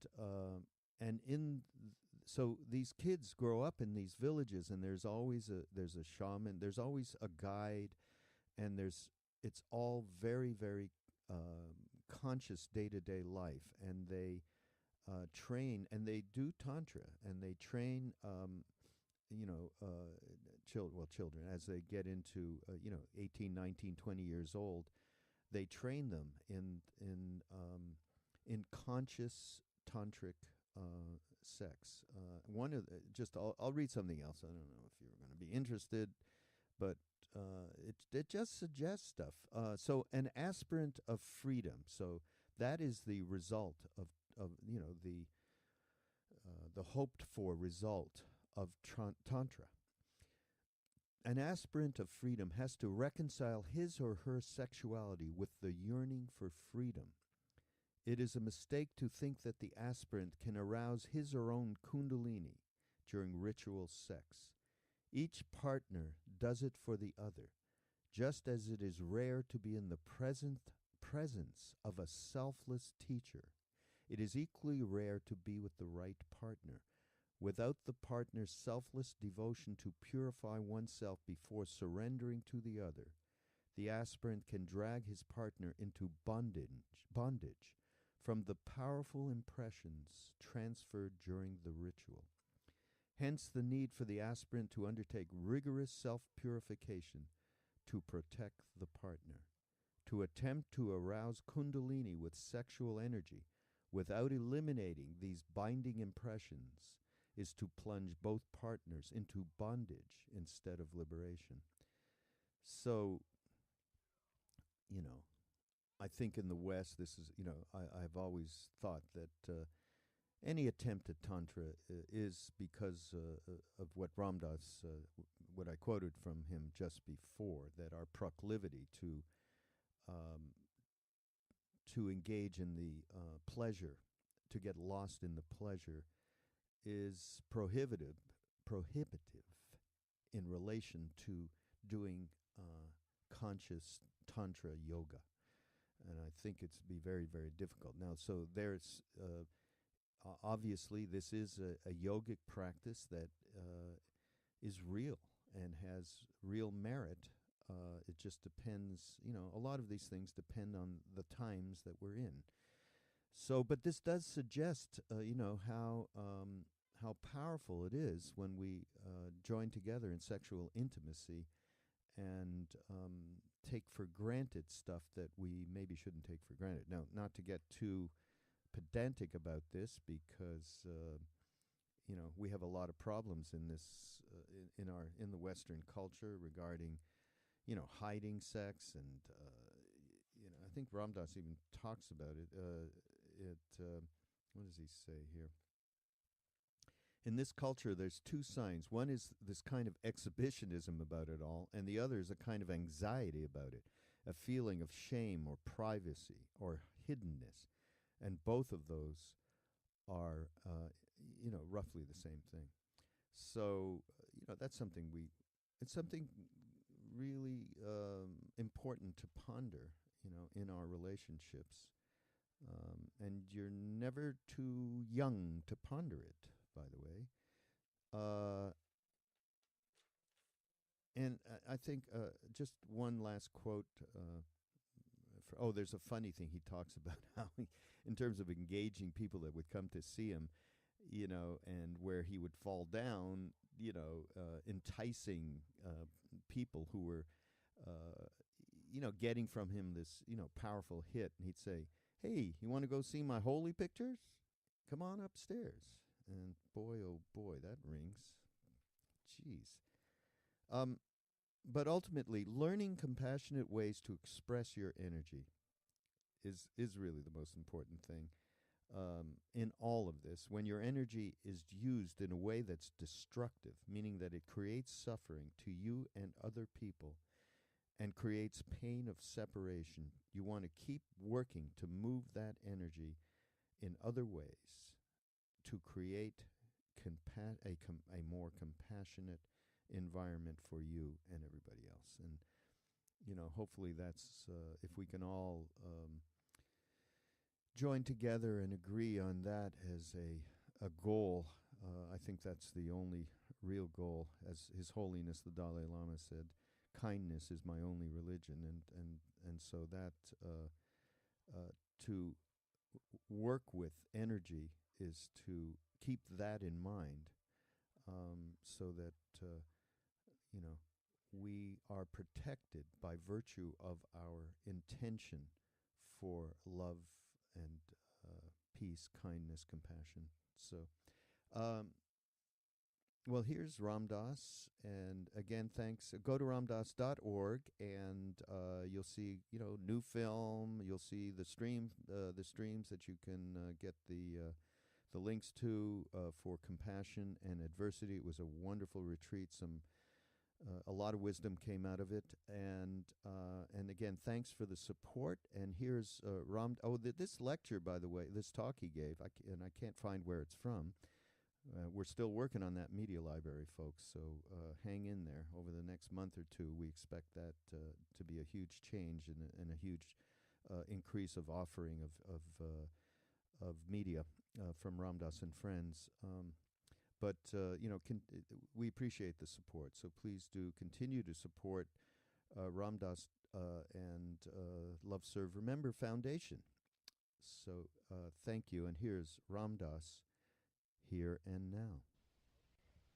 Who begins? I get the privilege of going first because my question is so off the wall. The question is how to integrate sexuality and spirituality. Everybody's interested in. But I'm particularly interested in why spiritual traditions make such a big deal out of male semen. Why what? Why spiritual traditions make such a big deal out of the presence or absence of male semen. Seminal emissions are like Okay, the I whole got the fate question. of worlds is hung upon them. And somebody else was interested in your private sexual life.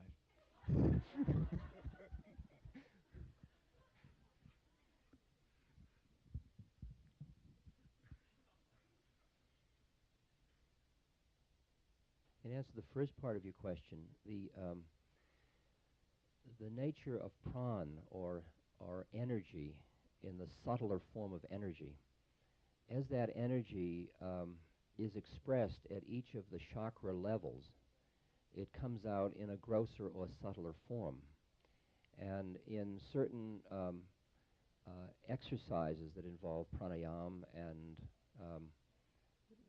working with the sushumna in the spine, the yogi brings the energy to the second chakra, and then as the ejaculation starts, draws it back in and draws it up the spine, and it takes that energy and moves it into a finer and finer energy, which is used in a transformative way.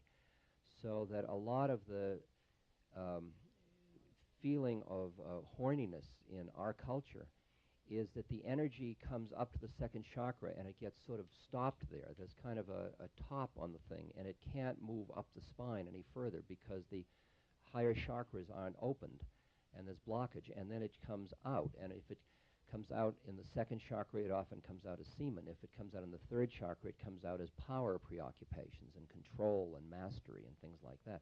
It's just the same thing. It's the same energy. It's just how the energy is manifesting. So the whole idea of yoga in terms of energy systems is transmuting the energies that come out on one of the chakras so that all the chakras are ultimately open. But in order to do that, as a practice, you draw this energy back from the lower chakras and move it up the sushumna, or up the tract, so that it comes out and helps open the upper chakras. Like if you focus up in the ajna and keep drawing the energy up, it'll start to get very pulsing and hot, and after a while, that chakra will open, and then you get all of the blessings and curses that go with that chakra. And ultimately, of course, you go to the 1,000-petal lotus, or the final opening of the chakra, and you then merge back into the one. That's all the yoga of energy, or working with the energy. Nandu, am I doing all right on this? Thank you. Because Nandu lives in that world. He works with all that stuff. And he's quite evolved with that. And I at one time worked with it 25 years ago, but I don't work with that now. Okay. Well, I guess Oh, the second part of the question. Not just that, but on that question is like, I know that's a traditional story, but do you think that's true? I mean, is that your... Do I think it's true? Yeah. Oh, I think it's absolutely true. Absolutely. I don't think that, I mean, we are all the energy in the universe, so the idea that you're using it up, I find a little difficult because there's plenty more where everything came from. I mean, because you know yourself that you can be dissipated, and then something happens which shifts your consciousness, and it's like you just plugged into 220 instead of 110, and you're zooming with energy. So it's just the ability to move energy between systems. The predicament is that when the energy comes out as sexual energy, it keeps reinforcing the sensual pleasure of it so intensely that it keeps capturing your consciousness, and it makes it more difficult to keep transferring it. So it is renunciation in the service of liberation from renunciation, really. It's just a strategy. It's just a strategy. It's not good or bad. It's just a strategy. But there's an abundance of energy, and I often see people that they can't move it. They can't open the energy, and I'll often encourage them to like breathe in through their pelvis and breathe out through their abdomen, and then breathe in through their abdomen and breathe out through their heart, and just keep moving up to the throat chakra and so on. Just keep moving the energy up, okay? Because we start out after we've closed down with just roughly most everybody's functioning with the first three chakras open and everything above it. And the beginning of awakening is the beginning of the opening of the fourth chakra, as you know. And then you start, when the anahata starts to open, then the real appreciation of the ability to empathize with another person, the real quality of compassion starts to be expressed. And then there's a whole new kind of energy. And what we're talking about in Seva and what all the groups will be talking about this afternoon, in part, is how to serve from the fourth chakra, how to integrate those things. The other part of the question. Well, I think that you got it right since there's some privacy first. Well, that's your personal opinion. I don't have any need for privacy. I mean, I want details.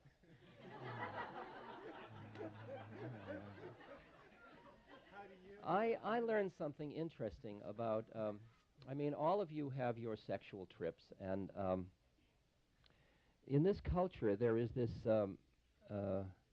there's two signs. One is this kind of exhibitionism about it all, and the other is a kind of an anxiety about it and a feeling of shame or privacy or hiddenness. And both of those are roughly the same thing. I mean, I want every gory detail is as bad at one end as I can't tell you anything. It's my business, very private, you know.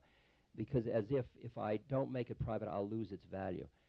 And I learned an interesting thing. I learned that the more honest I was in a public space, the more other people felt freed by it.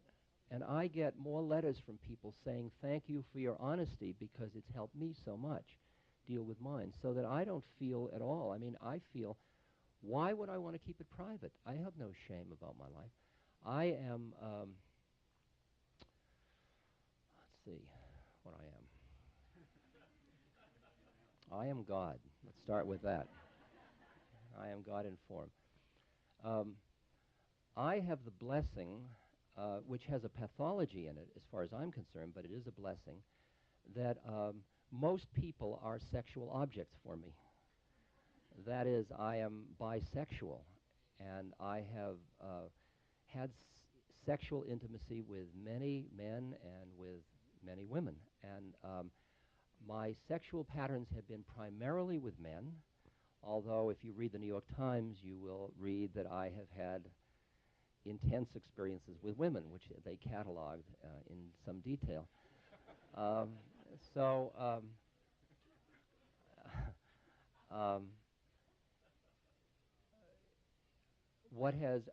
There were periods when I was doing a form of sexual tantric yoga, whatever that was, where my orgasms all occurred above my head. I mean, even at the feeling of ejaculation, no semen emerged. It came up, and I experienced the orgasm up here rather than in my pelvis. And that was a period of time when I was working with that kind of energy. In general, over the years, partly because of my age, the intensity of that whole domain has quieted down somewhat. And it's left me with some spaciousness, so there's a little sky in the cloud, around the cloud. And the result is that while I have no rules about sexuality, I'm very open in my sexuality with people, I can feel when I meet somebody whether our relationship, I often say it would be wonderful to have sexual intimacy with you, but we can't afford it. It was the same thing when my father used to want to give me money. And I'd say, I'd love to have the money, but we can't afford it. Not that he couldn't afford it financially, but that if he gave me the money, he'd end up paranoid that I wanted money from him, and that would make him unable to receive the love. And I really felt our relationship couldn't afford it. And what I feel other times is that where we are in our cultural development, often we can feel those feelings, but if we act out on them, we're both going to get caught, and it's not worth it. It's not interesting enough. And a lot of my sexual forbearance with people is just because it's too finite. It really is too finite to have a sexual relationship with somebody without the higher level of consciousness being present. It just doesn't interest me. And I've had a real problem because I am, although I am certainly no Adonis and no male sex symbol, when you're a public figure, people do project into you, and because I feel very loving towards people, people who are very much in their personality and their sexual identity interpret that love as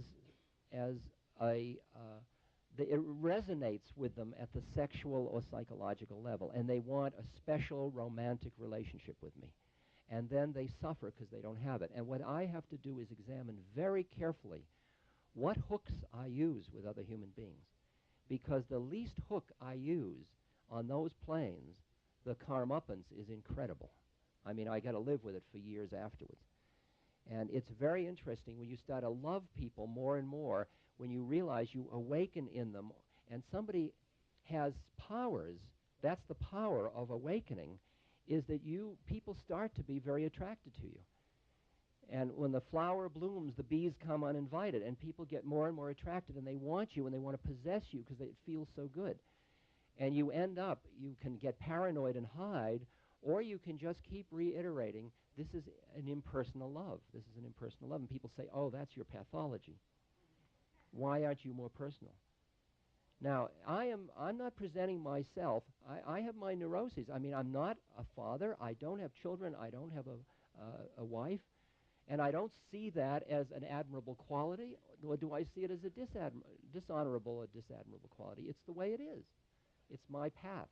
I don't present my path as a desirable path for other people, but I honor it. And my friends have children, and I love their children, and I love them, and I think they're getting there as fast as I'm getting there. It's not better or worse, but this is my particular path. Is that straight enough with everybody? Those that want to get up and walk out in disgust, we'll take a moment now for you to do just that. Okay. Question. Next question. Here. Yes, my dear. I'd like to know about the different levels of Shakti and what to do with them. The different levels of Shakti and what to do with them, which is also part of the second part of your question, too.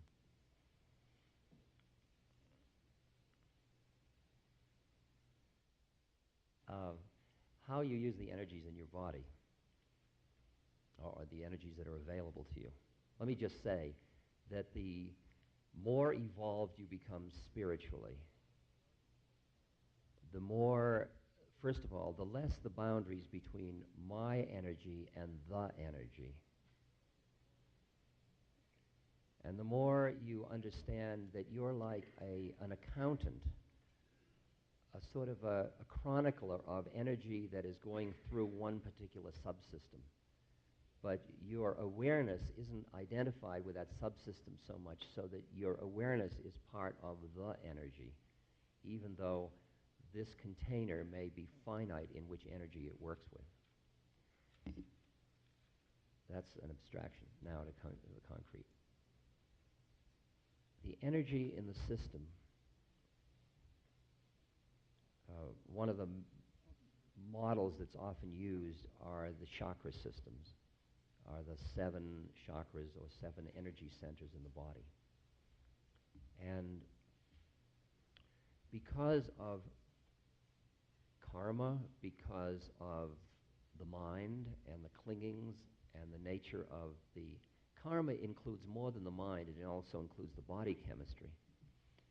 Because of that, there will be a predisposition in you at any moment for the energy to focus on one or another of the chakras. I'm doing this within the chakra system. We could use other metaphors, but we'll use this one at the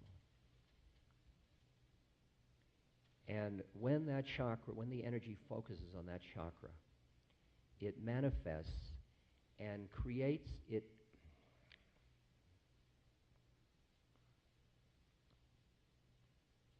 See if I can describe it. I am in my 4th chakra. I'm feeling love and compassion towards everybody. But there is incompleted work in my other chakras. I'm walking down the street and an image appears. And because of something about that image, which is no different than a little duckling that is faced with a silhouette of the mother duck and it opens its mouth, at some point an image appears and it crosses my line of vision and sexual excitement occurs.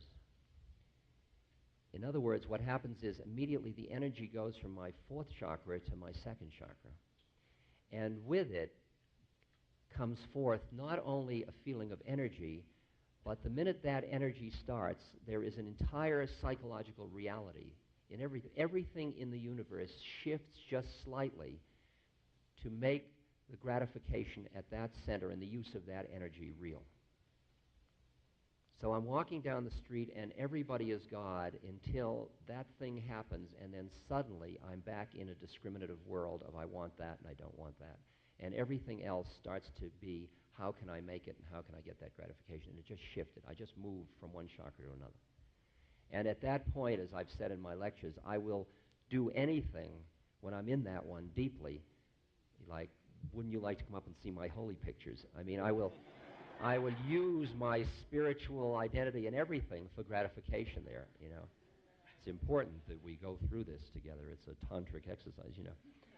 And really, I'm just horny. And and I noticed the interesting way, I used to travel with Swami Muktananda, who was a Siddha Yoga. He had the capacity to awaken Shaktipat. In other words, he could force the Shakti to be activated with a glance, with a thought form on his mind in another person. It's a power, and you can develop that. It's like a focal point, just the way you awaken your own Kundalini.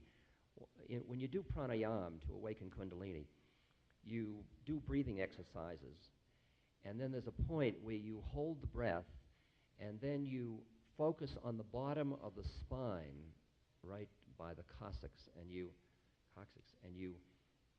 hit it with your awareness in a certain way, and it awakens the energy, and the energy starts to climb through the sushumna, which is the spiritual psychic thing in the spine.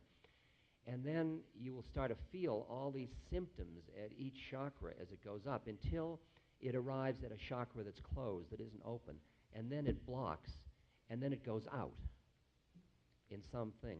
And I watched we were in Australia, I remember, and there were about 20 people in the room, and they were all sitting, and Muktananda was up in front just strumming his dotara, his 2-stringed instrument, and it was kind of a sleepy afternoon, and it was suburban Melbourne. And there were these people there who had just come for their lunch hour to hang out with the passing guru.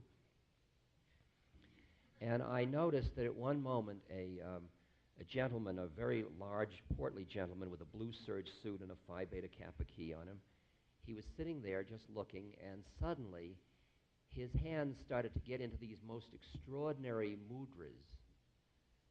And and he was just going through one mudra after another. And I looked at his face, and there was a look of perplexity on his face. And right next to him, there was a fellow that looked professorial. He had a tweed jacket on and a pipe in his pocket, and he had a professorial look. And he suddenly stood up, and he started to dance, doing these beautiful Indian dances with confusion, because it was clear he didn't know how to do those dances. And there was another couple, which was a secretary and her boss, and the secretary had just come, not particularly interested, but just come with her boss, and she was sitting cross-legged with some difficulty, and suddenly she started to bounce across the floor.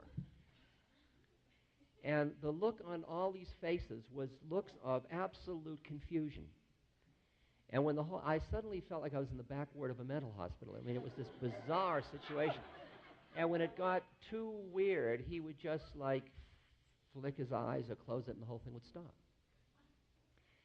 And what I learned was that, and there's a list, he's got a list of when the Mother Shakti awakens, what kind of symptoms you'll have, and there's 23 of them. And different people respond to different ones. And what you find is that what happens is the Shakti, when it awakens, moves up, and then it comes to a place where it's blocked, and it hits against it, and it'll start to come out, and it'll come out with sexual obsession, with power obsession. I mean, most of the people that are busy with power, ego power, it's because the fourth chakra isn't open and they have a lot of Shakti. And they put all that energy into money and power and liaya coconess.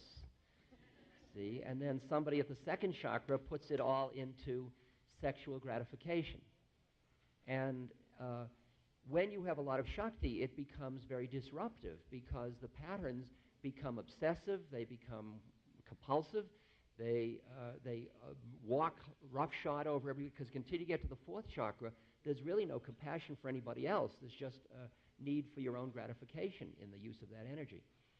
So part of the process is constantly working to keep moving the energy through the system, so that when somebody has the energy, say, pouring out of the third chakra in power, and they begin to be aware of their predicament. If they're not aware of their predicament, there's nothing to be done because they're not awakened. But once they're aware of their predicament, they can start processes of breathing, for example, of breathing in through the abdomen, or the belly right there, and breathing out through the heart, and moving their awareness up, and then starting to do the metta meditation and the loving kindness meditation, and just keep taking and opening the next chakra up. Just keep working with opening that and practicing it and studying and reading and doing everything to move it all into a way where the energy balances more and comes out more.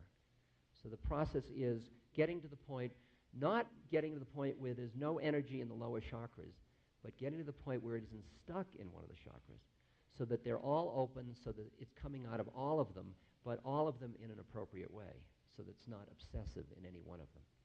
So it's just the process. And a lot of the practices, like when we do devotional singing, when Jai leads singing, years ago when the singing was led, it would turn into this sort of emotional, hysterical frenzy, and everybody would go out and screw on the grass. I mean, they couldn't not do it, because there was so much sexual energy in the room when people were chanting that they just...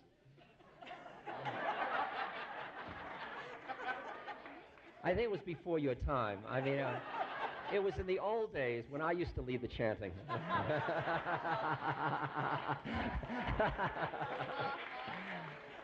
With Jai, it has never gone below the fourth chakra.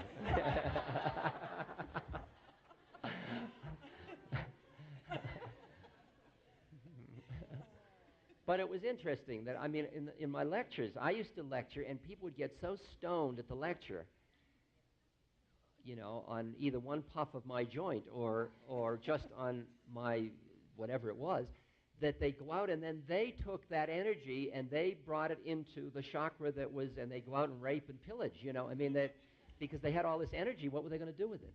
And they had the familiar ways of doing it. So what you're learning is compassionate ways of expressing your energy. And you keep working it up. And if you begin to see that when your energy is used in a way that's destructive, meaning that creates suffering to you and other people, and creates pain of separation, all that, you want to keep working to move that energy into other ways. And I mean, you can be horny as can be, and then somebody comes down the street that really needs your help, really needs your help. And believe me, it pulls you out of that place. And all that, oh, I'm horny and I can't have it and I don't need it. And suddenly it's not relevant. Or in the same way, going the other direction, you're really horny and you fall off a cliff. And on the way down, you're not thinking about reproducing. I mean, you go back into survival. And that's the opposite direction, but it's the same thing, that move into energy. So that in a way, Freud's right about sublimation of energy, of moving energy, and what is business is, but when he sees the sexual energy as the root energy, while the root energy is just energy. It's not sexual energy. Sexual energy is just one of the expressions of it. This podcast is brought to you by the Love Serve Remember Foundation and ramdas.org. We appreciate you listening, and we appreciate all the support that you've given us. Please continue that support and donate at ramdas.org. We can then continue to share what Ram Dass has been sharing for all of these years. Thank you. The game is to be where you are, be it honestly and as consciously as you know how. Watch the latest Ram Dass documentary film, Becoming Nobody, on Gaia.com. Of course, there was fear in losing that familiar identity. But there was always also wonder. The Gaia.com library supports you with transformational content. See it for yourself and go to Gaia.com/BeHereNow and check out the Be Here Now playlist, curated just for you. Visit Gaia.com/BeHereNow and start your free trial today.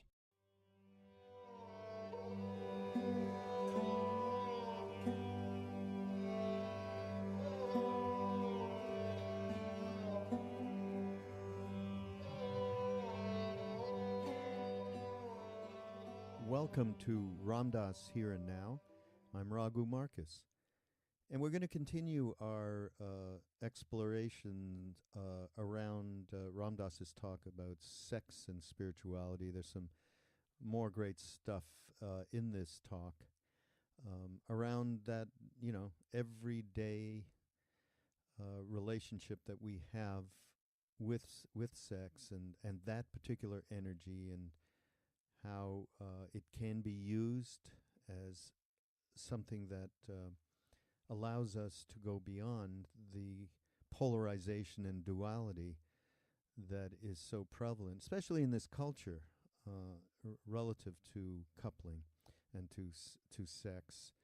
And in this particular part of the talk, I was taken by some of the comments he made about the relationship to orgasm to transcendence, because certainly that's one of the most basic ways in which all of us experience a oneness at some point. I mean, much of our relationship with sex, especially in the West, is very polarized and very objectified, and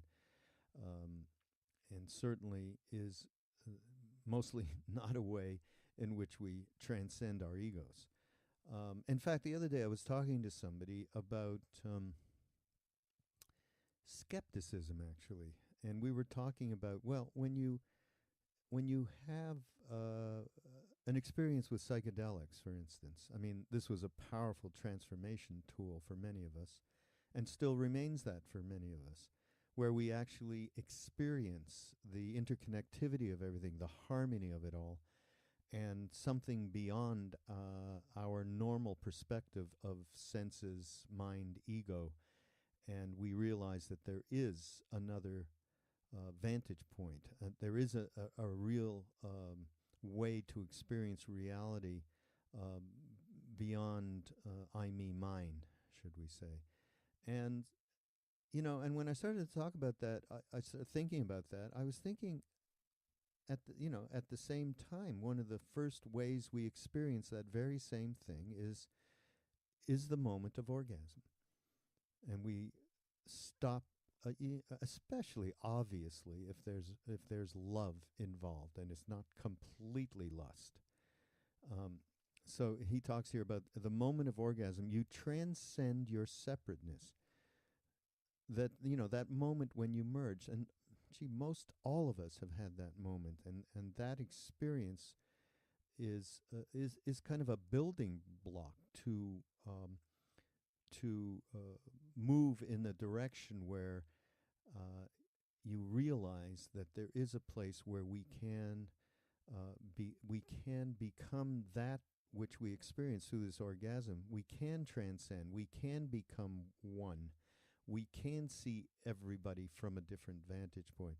For most people, as he says, it's the most direct route to a spiritually transcendent state. And people, it talks about people with powerful minds resist that moment of transcendence. So the moment of orgasm is very brief because people are afraid of losing control.